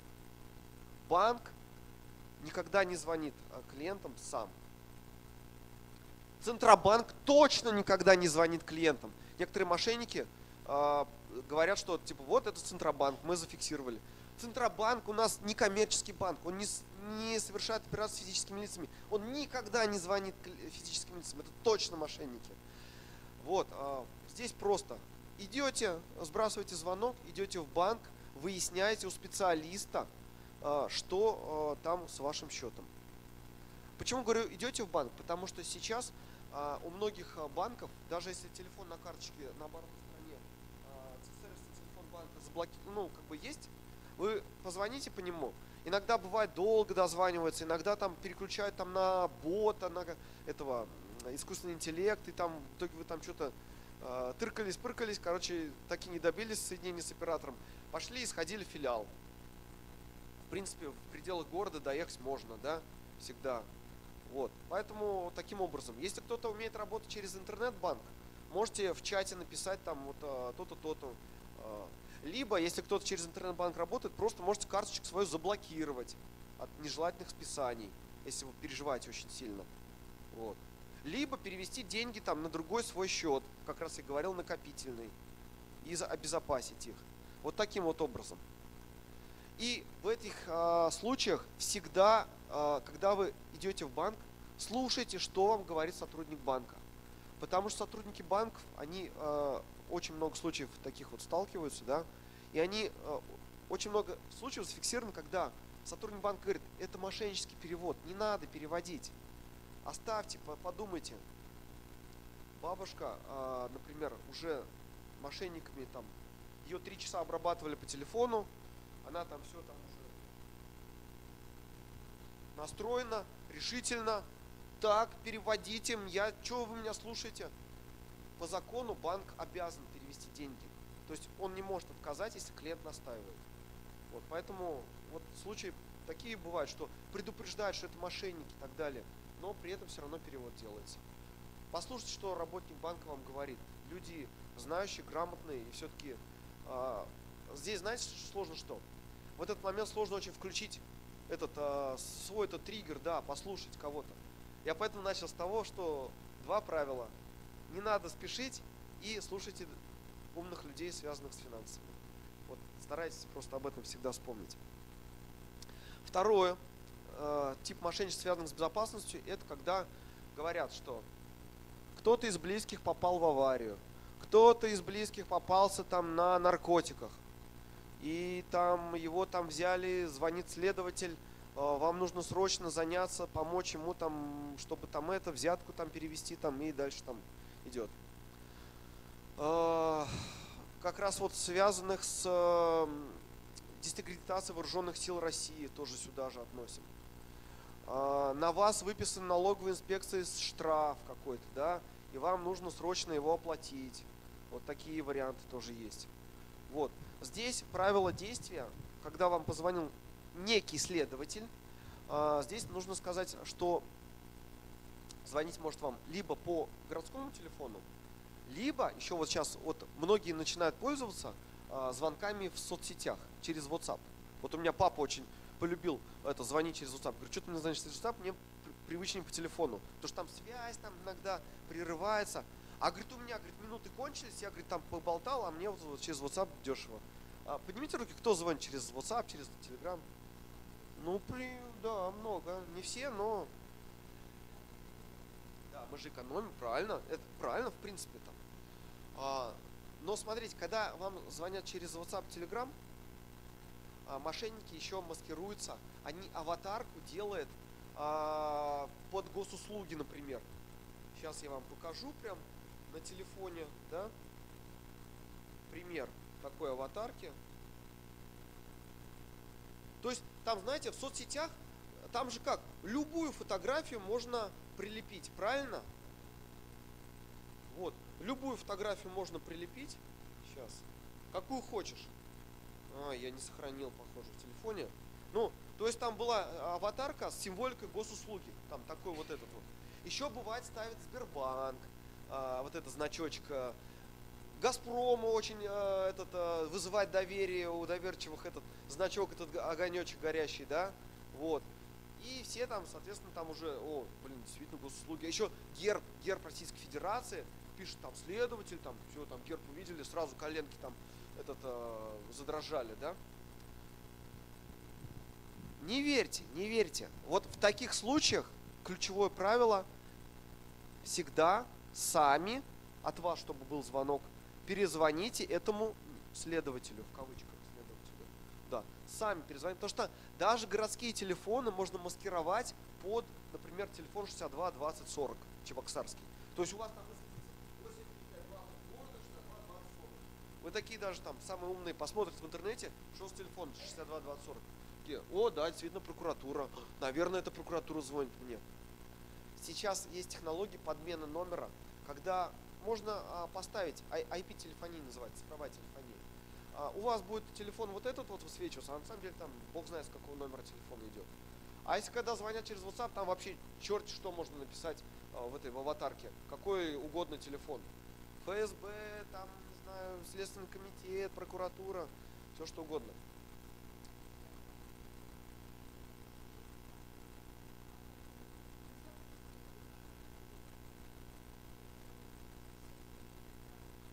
Вот смотрите, сразу отвечу на этот вопрос, очень важный. Если вы перевели, можете попробовать сразу же в банк позвонить и заблокировать эту операцию. Если вы сделаете это сразу же, есть шансы, что действительно эти деньги остановятся. Если нет, там знаете, как цепочка идет. Там вот мошенники, вы перевели на счет, они с этого счета не снимают, не идут в банкомат. Нет, они переведут еще на этот счет, потом еще, потом с того счета еще на 3. И там цепочку ни один банк даже не сможет проследить. А чтобы следователь, к которому вы обратились, проследил эту цепочку, им еще сложнее, потому что они должны в каждый банк писать письма. Там, ну или там по этому. время уйдет просто, а там на конце цепочки просто деньги снимут уже, да. И вот то, о чем Анатолий Геннадьевич сказал, сейчас законопроект, он в первом чтении уже принят, это законопроект, который Аксаков внес в Госдуму. Там как раз-таки есть варианты, когда можно будет, во-первых, проще эти цепочки отследить, потому что будет база данных сформирована мошенников. Во-вторых, если банки согласятся сделать период охлаждения, так называемый. Сейчас вот есть, например, в банке, если вы оформляете страховку, да, вы же знаете, что в течение 2 недель страховки можете отказаться, да, по кредитам. Это период охлаждения называется. Вот по переводу будет то же самое, типа в течение часа, что-то типа того, можно будет его там отменить, либо приостановить. Вот. И это действительно поможет сработать. Но там есть такой нюанс, что это все банки должны еще согласовать. Если не согласуют, то законодатели просто так тоже не могут это дело принять. Вот, там сложный вопрос, механизм запущен, по крайней мере, работа ведется. Но чем быстрее вы обратитесь, тем больше шансов, что вам этот перевод приостановят. Да. Но просто люди же очухиваются там спустя сутки. Да, главное, чтобы это было быстро. Так, на чем я остановился до вопроса-то? Поговорили про следователей, да, то, что про телефоны. Любую вот эту информацию связанную проверяйте сами собственным звонком. Сомнения есть? Позвонили в телефон прокуратуры, спросили, вот у вас есть такой следователь? Скажут, да, есть. Можно там соединиться? Если нельзя, то значит следователь просто не работает. Если нет этого следователя, сразу мошенники, да? Если бывает так, что эти мошенники, они реальные телефоны все, смотрят в справочниках, называются реальными людьми. Вот. Знаете, был случай, у меня в Сбербанке, когда я работал, был начальник, замуправляющего. Я был начальником отдела, он замуправляющего. Ей позвонили мошенники. Но она же женщина прокачанная, знает, естественно, все вот это. Сказали, служба безопасности Сбербанка. Вот у вас там зафиксирован там действительно перевод. А в этот момент там в Сбербанке действительно там работы шли, внедряли там систему по блокировке этих переводов. И она начала спрашивать, а служба безопасности какого банка? Там ей отвечают. А телефон какой у вас? Там ей отвечают. Она смотрит по справочнику, да, действительно совпадают. А с какого отдела вы? Там отвечают. Она практически поверила. Последний вопрос спросила, а как зовут нашего руководителя банка? Там сказали ей Оскар Германович Греф. Оскар Германович. А там Герман Оскарович. Понятно. Прокололся на такой фигне, как говорится, да. Но вот один шажочек, и человек бы там перевел там какую-то сумму денег. Вот. Поэтому сами все выясняйте по переводам. Если что-то непонятное, если связано с блокировкой, с мошенничеством. Вот еще есть такое мошенничество, новое, свежее, которое появилось недавно, да. Не знаю, может быть, кто-то с Авито сталкивался, нет? Есть? Авито. Площадка по торговле, нет? Вот, если сталкивались, там бывают подставные лица, которые там продают задешево какой-то товар, и нужно перевести деньги. И Авито, оно ставит блокировку перевода общения с продавцом в какие-то сторонние мессенджеры, WhatsApp и так далее. Там вас предупреждать не надо. Вот. Но преступник будет стремиться увести, потому что если вы там в Авито какую-то непонятную ссылку вам мошенник скинет, то там ее Авито заблокирует. Там у них сейчас борются с этим моментом очень сильно. Вот эти левые ссылки там по оплате. А если вот, допустим, этот продавец, допустим, что-то дешево продает, там, я не знаю, будет там какая-то там какие-то сапоги осенние там за треть цены, там, вот мне не надо, там лежат, все скажет, халява, да. И вот вам скинет WhatsApp, скажет, давайте там я напишу, там дальше мы с вами встретимся, то все. Вот чтобы оплатить, вам скинет какую-то ссылку. И вы по этой ссылке придете, там нужно будет ввести данные карты. Вы ведете данные карты. Нужно будет ввести На обороте карты трехзначный код 72. Вы ведете. А оказывается, что это какая-то ссылка, которая все данные скидывает мошенник. Вот. И потом напишет там, чтобы подтвердить код операции, вам нужно там смс-ку сообщить данные. Там, как правило, все крупные банки сейчас подтверждать все операции нужно через смс-очку, да? Вот вы в этой форме тоже эту смс-очку набили, и все, деньги перевелись мошеннику. То есть такой вариант еще есть BlaBlaCar. Слышали про такой сервис? Да? Пользовались? Это вот когда в районы куда-то ездишь обычно, да? Хочешь сэкономить, мы все любим экономить, да, там подешевле, там, BlaBlaCar. Буквально вчера вечером член нашей ассоциации, тоже девушка, поехала в Казань на BlaBlaCar. Хотела поехать. Откликнулась. Там стоит 500 рублей, это везде у всех поездка. А там, опа, 350 рублей, классная цена, там все. Пишет ей.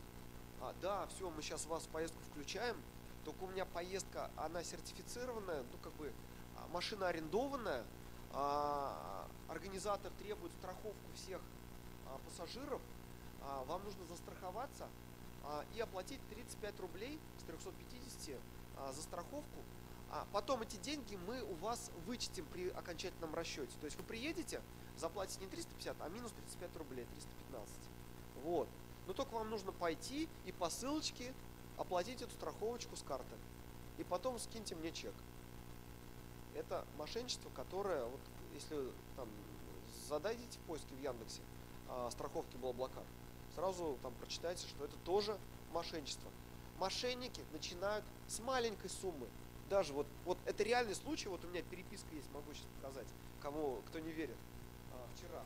То есть 35 рублей начинается, вы данные карты свои сдали, а потом дальше начинается там, так, еще там надо штраф, еще надо какой-то это, и постепенно вас там разводят на более высокие суммы. Вот. Поэтому всегда, когда даже маленькие суммы и когда есть какая-то халява, всегда относитесь с недоверием. Потому что бесплатный сыр бывает, как правило, только в мышеловке, и это правило работает всегда. Я не спорю, бывают распродажи, бывает, когда на крупных площадках какие-то, да, действительно там со скидкой. Но даже я на Яндексе, в Озоне недавно брали какой-то там то ли кошелек, то ли что-то на распродаже. А мне пришла эта крышечка от бутылочки. Крышечка! Конечно, там все это дело отменяется, но время, нервы, как бы, и неприятный такой осадочек остался. Вот, поэтому, Второй тип мошенничеств, связанных с доверием, с жадностью. Куча вариантов, просто куча вариантов, но мы все хотим получить лишнюю денежку, да? Так вот я вам что скажу, ребята, если вы хотите получить лишнюю денежку, играйте в лотерею, по крайней мере, вы там обогатите этого оператора лотерейного, хоть и не выиграете, как скорее всего, да, но пусть вам, как говорится, будет там понятна эта схема, да, потому что сейчас недавно на ТВ это вышел сюжет, что этот нижегородец выиграл 1 миллиард рублей, да, слышали? Это один человек из России там раз в 100 лет выиграл. Зато все остальные, как говорится, это, я не знаю. Так вот, в лотерее шанс выиграть больше, чем в таких вот объявлениях. Значит, какие варианты могут быть? Первое, очень распространенное, вам положена субсидия. Вам доплата к пенсии поступила от социального фонда, ну, это новый сейчас, раньше пенсионный фонд был, сейчас социальный фонд называется, да?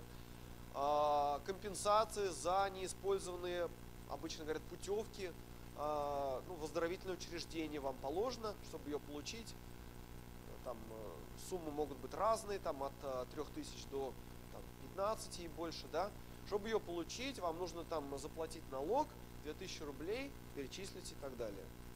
Второй вариант, например, вам нужно пройти опрос в пользу Сбербанка, того же самого Газпромбанка, там, или каких-то там еще организаций, и получите за это, например, 5000 рублей. Мне встречалось объявление, это рекламное объявление бывает даже, в интернете, когда лазишь, там выходит, пройти опрос. Даже 70 тысяч предлагали, но это вообще там надо подумать, что за опрос. Какая организация нормальная будет платить 70 тысяч за прохождение какого-то опроса? Прям вот вообще. Ладно, там еще там 2000 могут дать, ну, условно можно поверить. Но, поверьте, есть на это социальные фирмы, специальные социологические фирмы, которые там опросы проводят и никаких там денег за это не требуют. Организации крупные всегда к ним обращаются. Деньги за опросы – это развод, это мошенники. Третий вариант, я уже говорил, это, например, выплаты вам положены типа наследства. Либо вариант бывает знакомиться. Есть у нас люди, которые там, не знаю, хотят познакомиться. У нас там есть куча сейчас программ всяких, да, там, не знаю, Tinder, там этот, как там, на Б, Баджи, я сам не знаю, просто у меня нет ни одной такой. Ну, есть несколько программ, может кто-то знает даже, да. Вот, мы пишем там, пишет там какой-то там принц из Саудовской Аравии, что я там вот хочу познакомиться с русской девушкой, жду к себе ее, там все там, давайте приезжайте, только вот билеты тебе купить не могу, авиабилеты сама купи, вот тут ссылочка, там надо там заплатить за авиабилеты. Есть люди, которые у нас на это покупаются, поверьте, там в полиции такие заявления были и неоднократно. Причем от людей возраста и 50 плюс в том числе.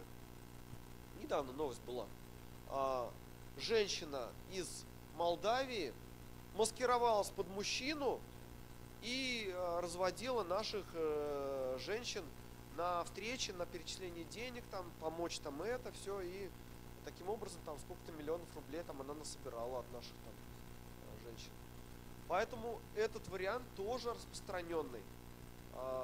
Следующий вариант, когда мы можем попасться на это, принять участие в какой-то акции, распродаже, те же самые там, ну типа а-ля Цептор, или какие-то вот организации, типа вот недавно рассказывали вы же, по-моему, рассказывали, да, эко-обувь, кто-то мне рассказывал про обувь там, да, хотели купить дорогую обувь с очень хорошей скидочкой, а по факту там выяснилось, что какие-то галоши китайские там пришли. Вот недавний случай, вот буквально в библиотеке мы в среду проводили этот семинар. Да?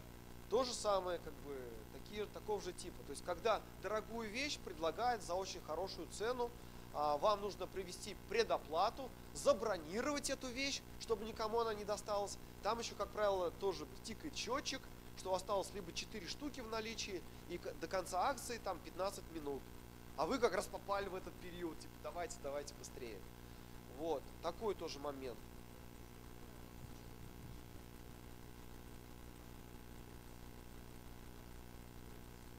Есть, да, это отдельная технология.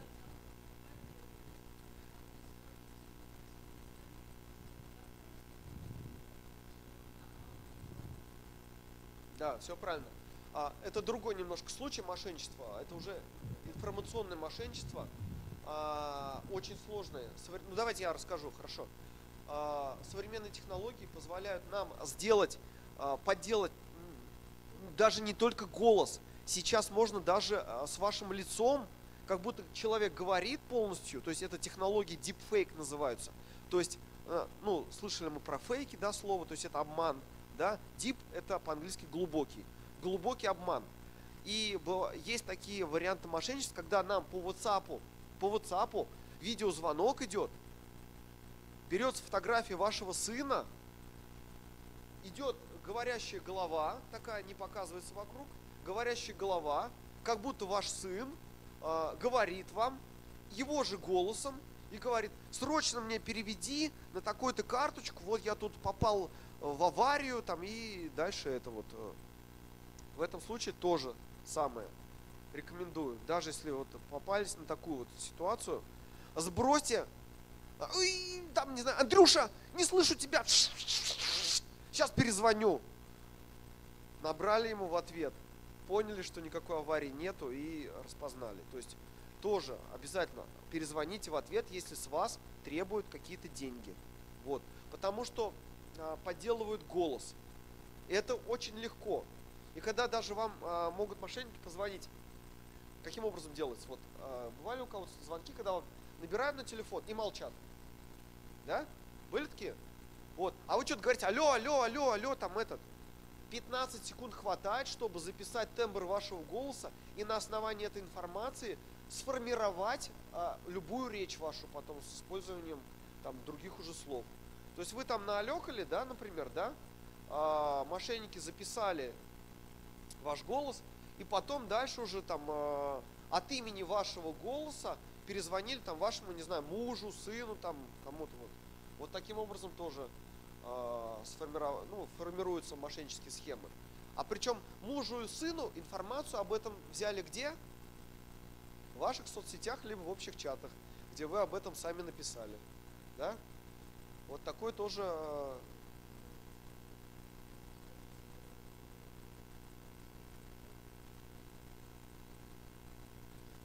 совершенно верно. Запомните просто, перезвоните. Да? Вот, и все. Потому что, как бы ни говорили, у меня есть тетя Тамара Васильевна, да, которая она там всем говорила, не надо, мошенники, всем родственникам говорила, осторожны будьте и так далее. Вот, поймали в Сбербанке в отделении на Иларе за руку в последний момент, когда она собралась мошенникам переводить деньги. 200 тысяч. Сама. Потому что всем говорила, а когда ей там позвонили, что ваш сын попал в аварию, все, мозг отключился. Таким вот образом. Так, я на схемах, когда вот нам халяву обещают, установился, да? Каким образом мы действуем? Каким образом?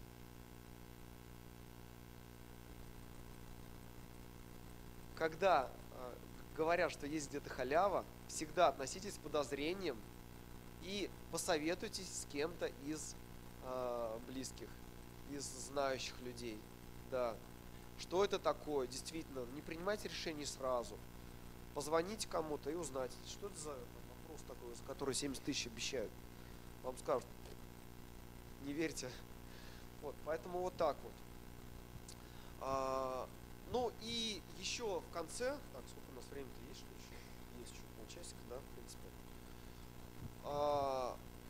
Кстати, у кого какие еще варианты были? Скажите, у кого какие звонки были, которые мошенники вам предлагали?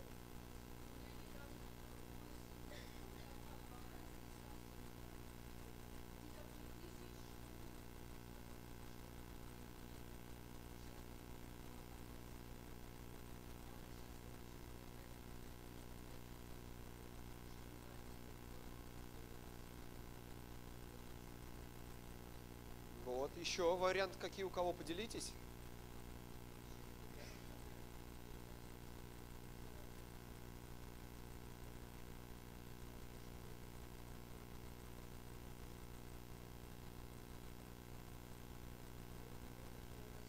Еще раз объясните, пожалуйста, я не совсем понял. Да. Кэшбэк вы имеете в виду? Так.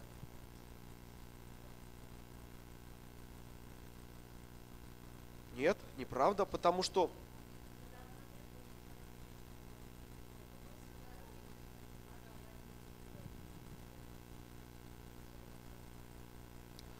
они автоматом эти бонусы копятся.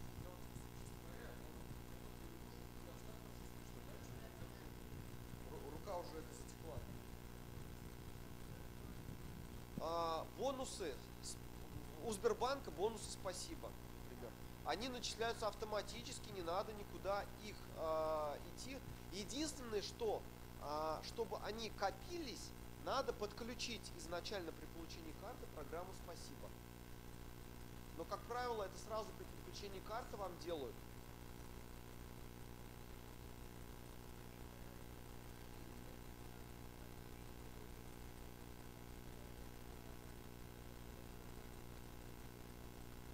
Это списать бонусы, можно. Да, действительно.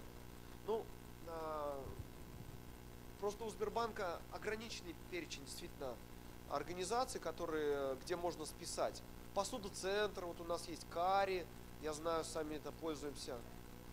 Татнеев заправка. Было, сейчас, по-моему, в Мегафоне нету, я не знаю точно, не буду отвечать.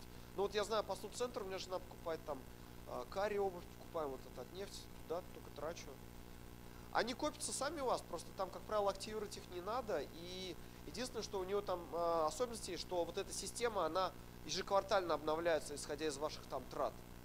Вот. У других банков, как правило, там кэшбэк рублями сразу, и вам сразу на карточку приходит. Здесь, да, здесь немножко сложновато бывает.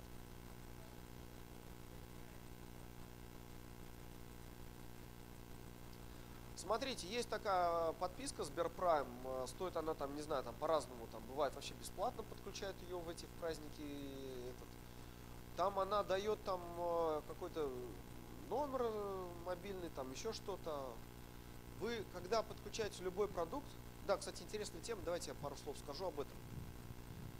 Когда подключаете любой продукт, вы спросите, что вам дают подробно.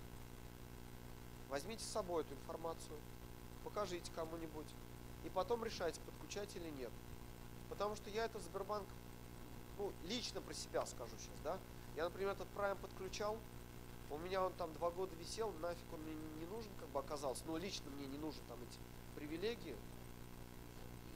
Но я там бесплатно или за 1000 подключил там что-то на 2 года.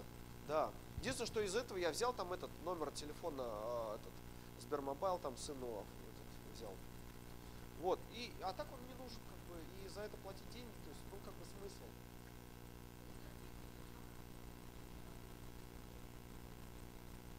Я вот человек, скажем так, продвинутый в отношении там этих интернет-магазинов, покупок, но я, честно говоря, в аптеке не заказываю доставку. И продукты мы что-то сами ходим, не знаю, ну, так приятнее, так это как-то. Хотя, кому нравится, пользуйтесь, пожалуйста. То есть это дело лично вкуса каждого. Знаете, что хочу сказать на эту тему? Вот Ирина Алексеевна, представитель РФГ, сказала про поводу мисселлинга. Что такое мисселлинг? Это английское слово, которое означает мисс, это как бы, ну, неправильно, селлинг продажи, то есть неправильные продажи. Это когда вам в банке навязывают какую-то услугу, которая вам не нужна. Вот я уже упомянул про страховки, да, например, кто-то берет кредит, ему там предлагают страховку, карточку банковскую берете, там вам предлагают там страхование банковских карт. Не скажу я, что это не нужная услуга, иногда в каких-то случаях нужная услуга. Потому что если вы, например, кому-то карту даете свою, там, хотя вы не должны этого делать, либо там у вас как-то ненадежно она лежит в кошельке, вы боитесь ее потерять, вы можете оформить страховку, застраховать, в этом случае вы эти деньги, которые были на карте, просто к себе обратно получите. То есть, но если вы там не переживаете, там жестко уверены за свою карту, вы можете отказаться и не тратить деньги на эту страховку, которая стоит там, ну, бывает 1000, бывает 1500, да? Да.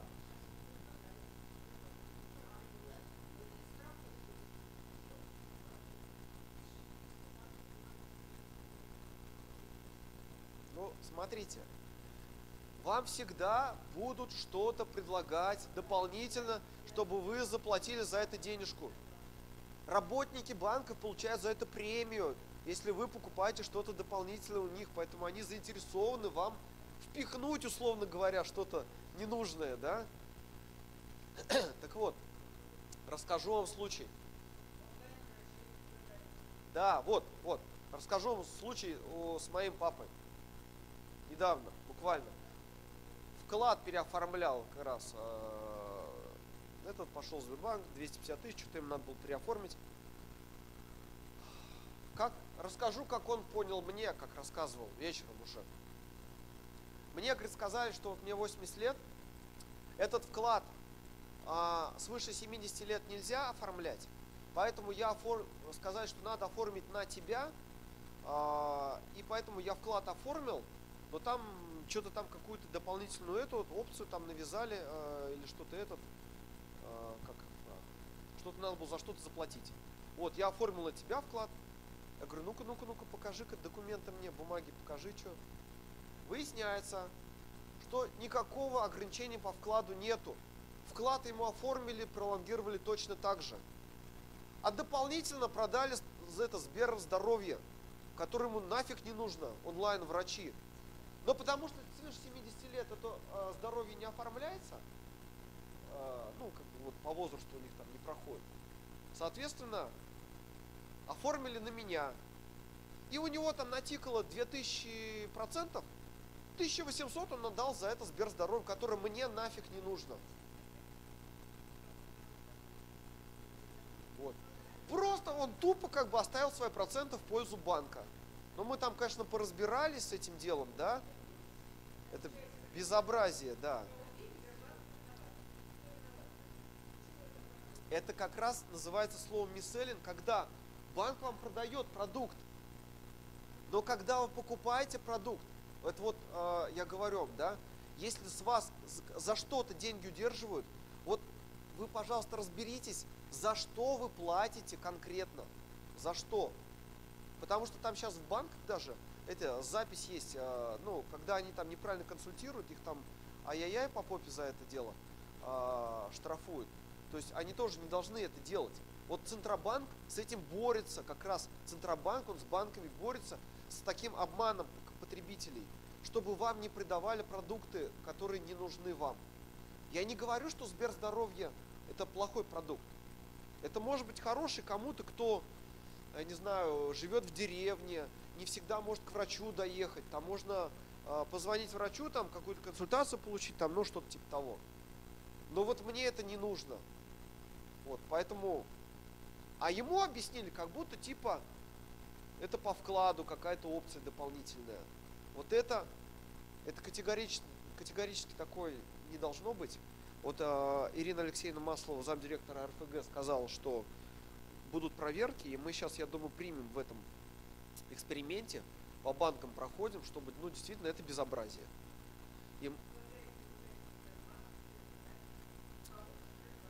Я им не сказал, что руководство, понимаете, мотивация работников строится на том, что они обязаны продать больше разных товаров.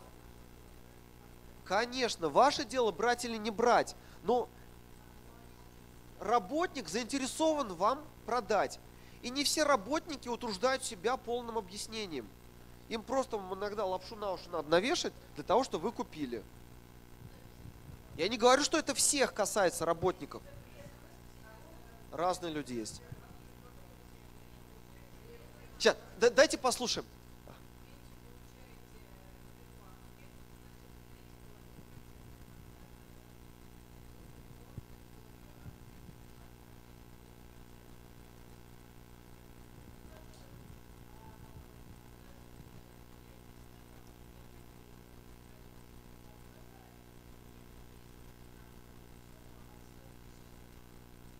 Видите, умолчали условия.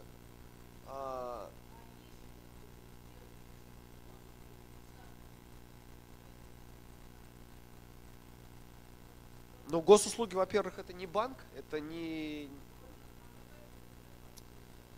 Смотрите, такие уловки, это рассылки продуктов, вклады, открыть с высокими ставками. Действительно, они есть, эти вклады.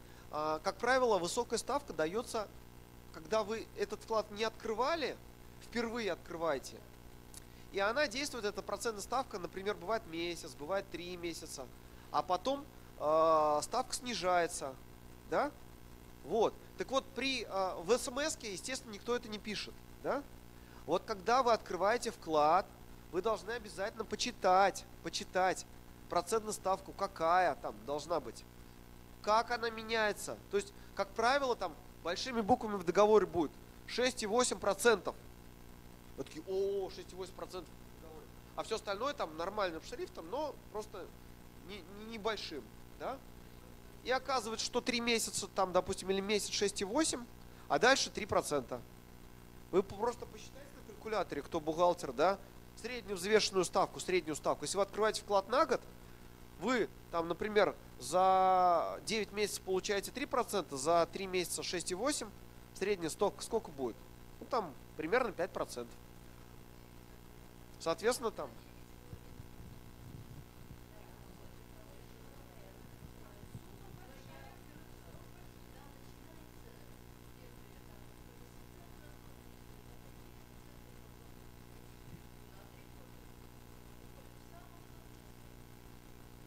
Ну вот, то есть, знаете, формально в рекламе они не врут вам, да.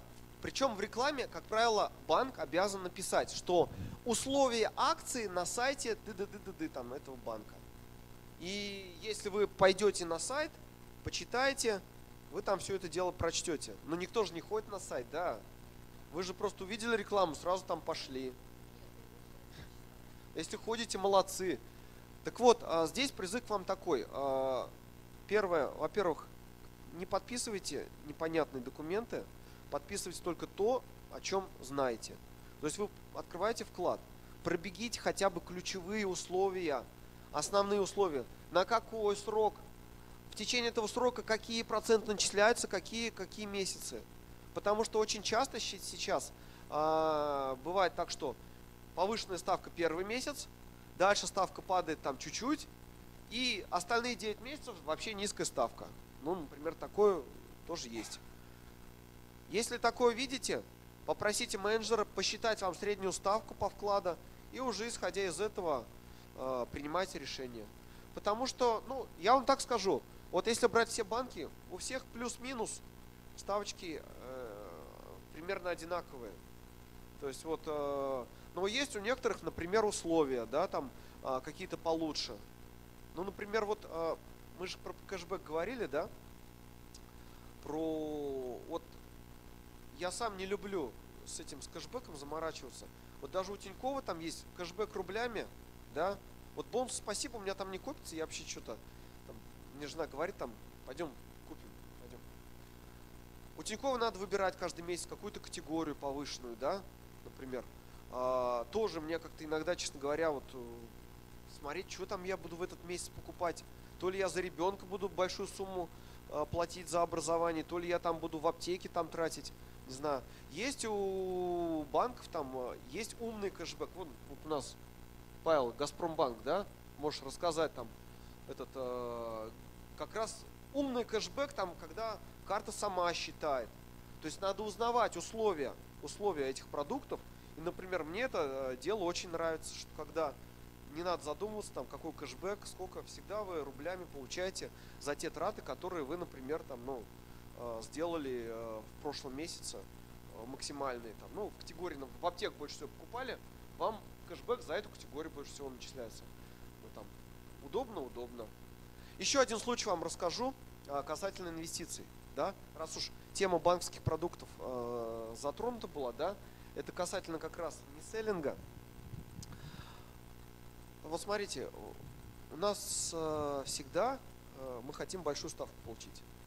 И в рекламе фигурирует большая ставка, но у нас есть какие сейчас вклады. Например, вы открываете вклад под высокую ставку, вам нужно положить на вклад, ну пусть даже минимум там 10 тысяч, да, но при этом еще 100 тысяч вы должны положить на какое-то накопительное страхование жизни.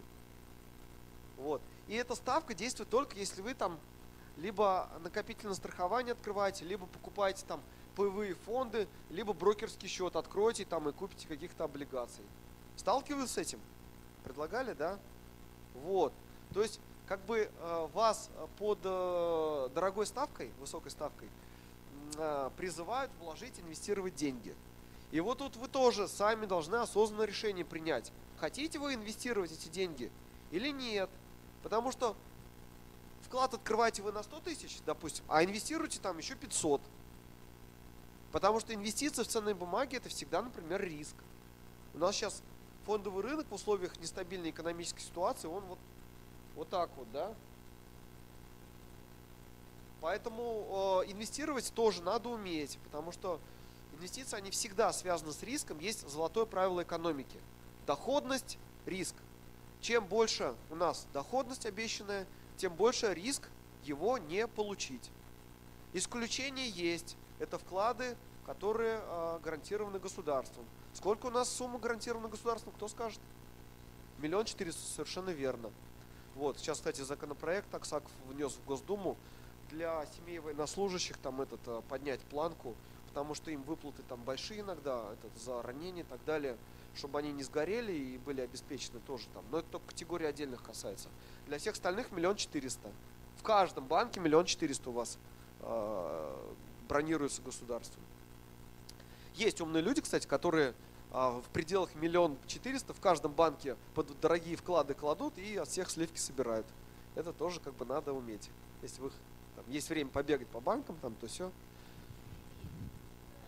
Ну, естественно. Но при этом я вот хотел сказать вам другой случай, да, из практики тоже с моим папой произошел.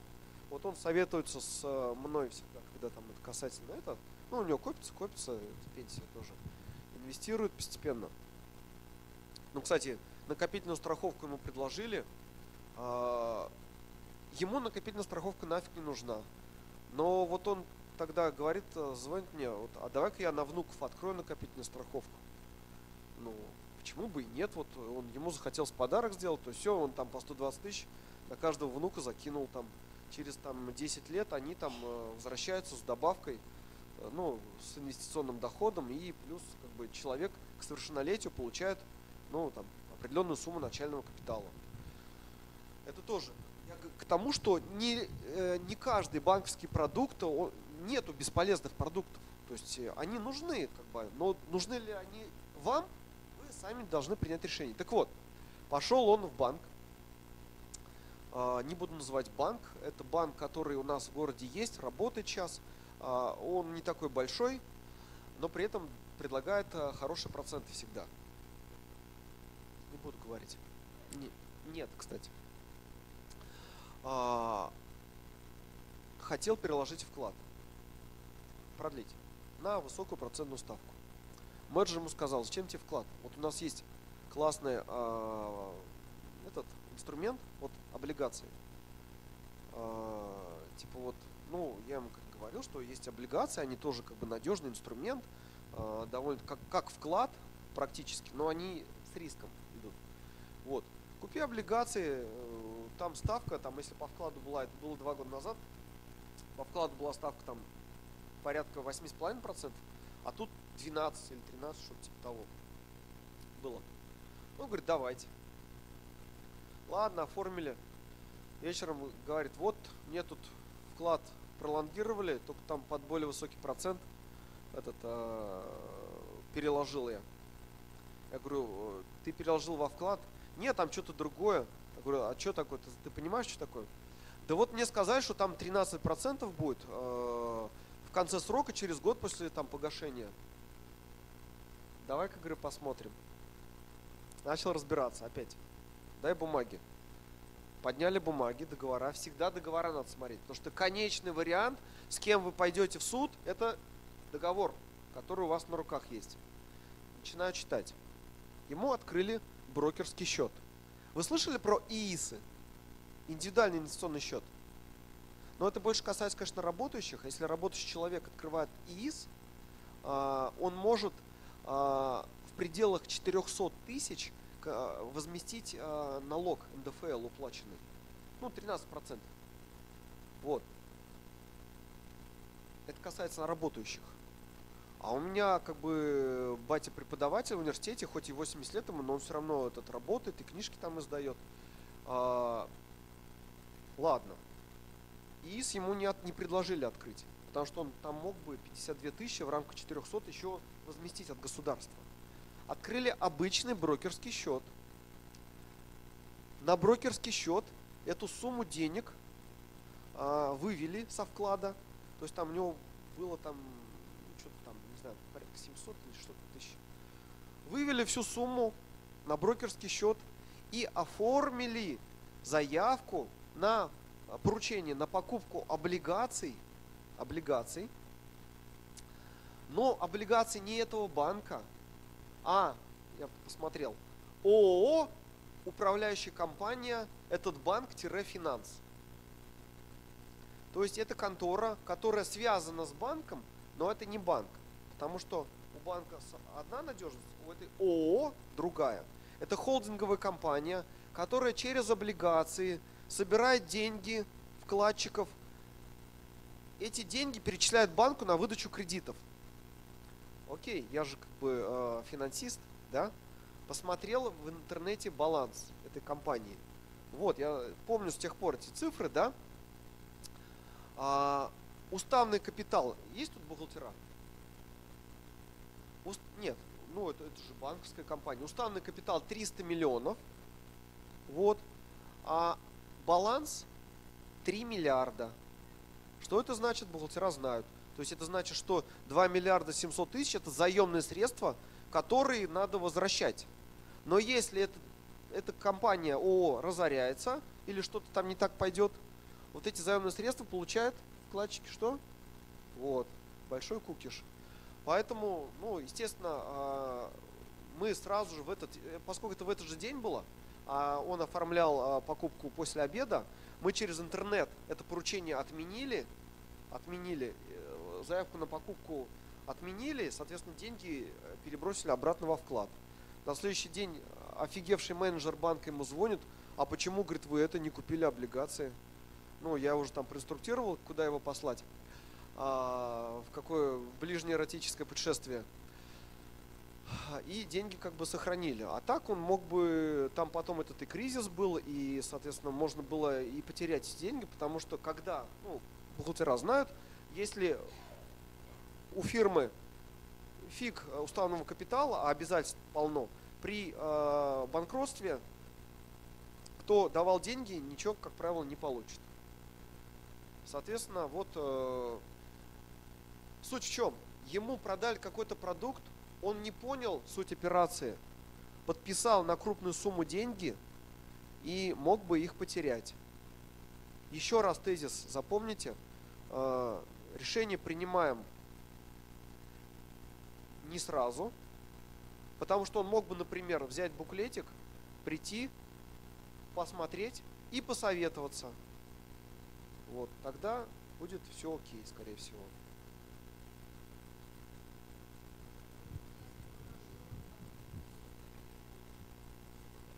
Нет. То есть, ну, нет, смотрите, смогли бы. Если бы у него на следующий день купились бумаги, то когда брокерский счет открываете, там за каждую операцию покупки-продажи идет брокерский сбор. 0, сколько-то, ну там типа 0,005%, что-то такое. Но если вы там на 700 тысяч отправляете, то там, как правило, с каждой операции там на рублей 500 вы платите. То есть за покупку и за продажу надо заплатить. Если бы у него купились, и я потом увидел, и, соответственно, решил бы продать их, то, соответственно, мне бы просто, ну, как бы дополнительные траты еще получились бы на брокерский сбор. Это тоже как бы просто так банку отдать 1000 рублей за обман менеджера как бы не хочется. Вот, поэтому любую информацию вы должны проверять и осознанно через себя прогонять. Вот так. Нет. Опять-таки, еще раз объясняю. Банки предлагают адекватные продукты. Потому что людям, которые хотят инвестировать, а таких немало, вот эти облигации, может быть, кому-то и были интересны. Потому что они дают высокий процент, но кто-то готов рисковать. Вот у каждого у нас есть собственный риск-профиль. Кто-то гораздо легче может дать деньги в долг, да? А кто-то никому не дает, да? Ну, кстати, это мое личное как бы правило. Стараюсь близким, родственникам вообще в долг не давать, потому что, как правило, это связано с тем, что либо вы испортите отношения, пытаясь истребовать обратно свои деньги, либо как бы, ну, получите негатив, и надо разделять вот эти вот вещи. Где пишут? Ну где конкретно? На каком? В сайте? СМС?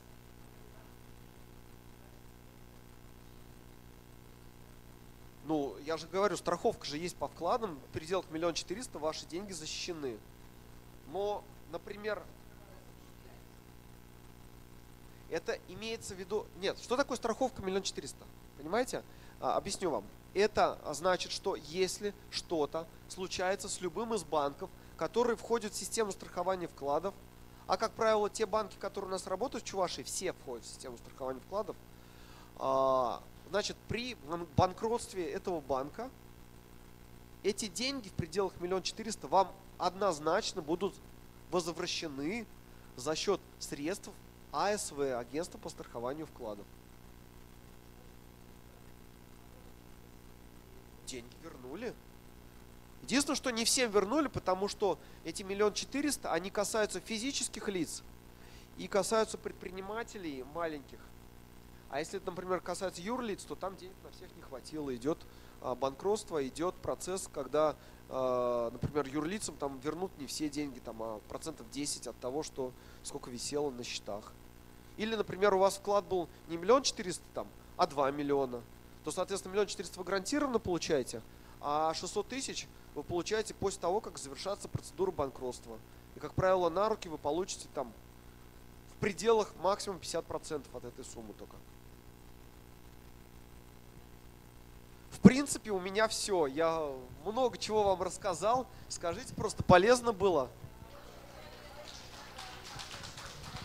Все, спасибо большое за внимание. Надеюсь, не сильно утомил вас.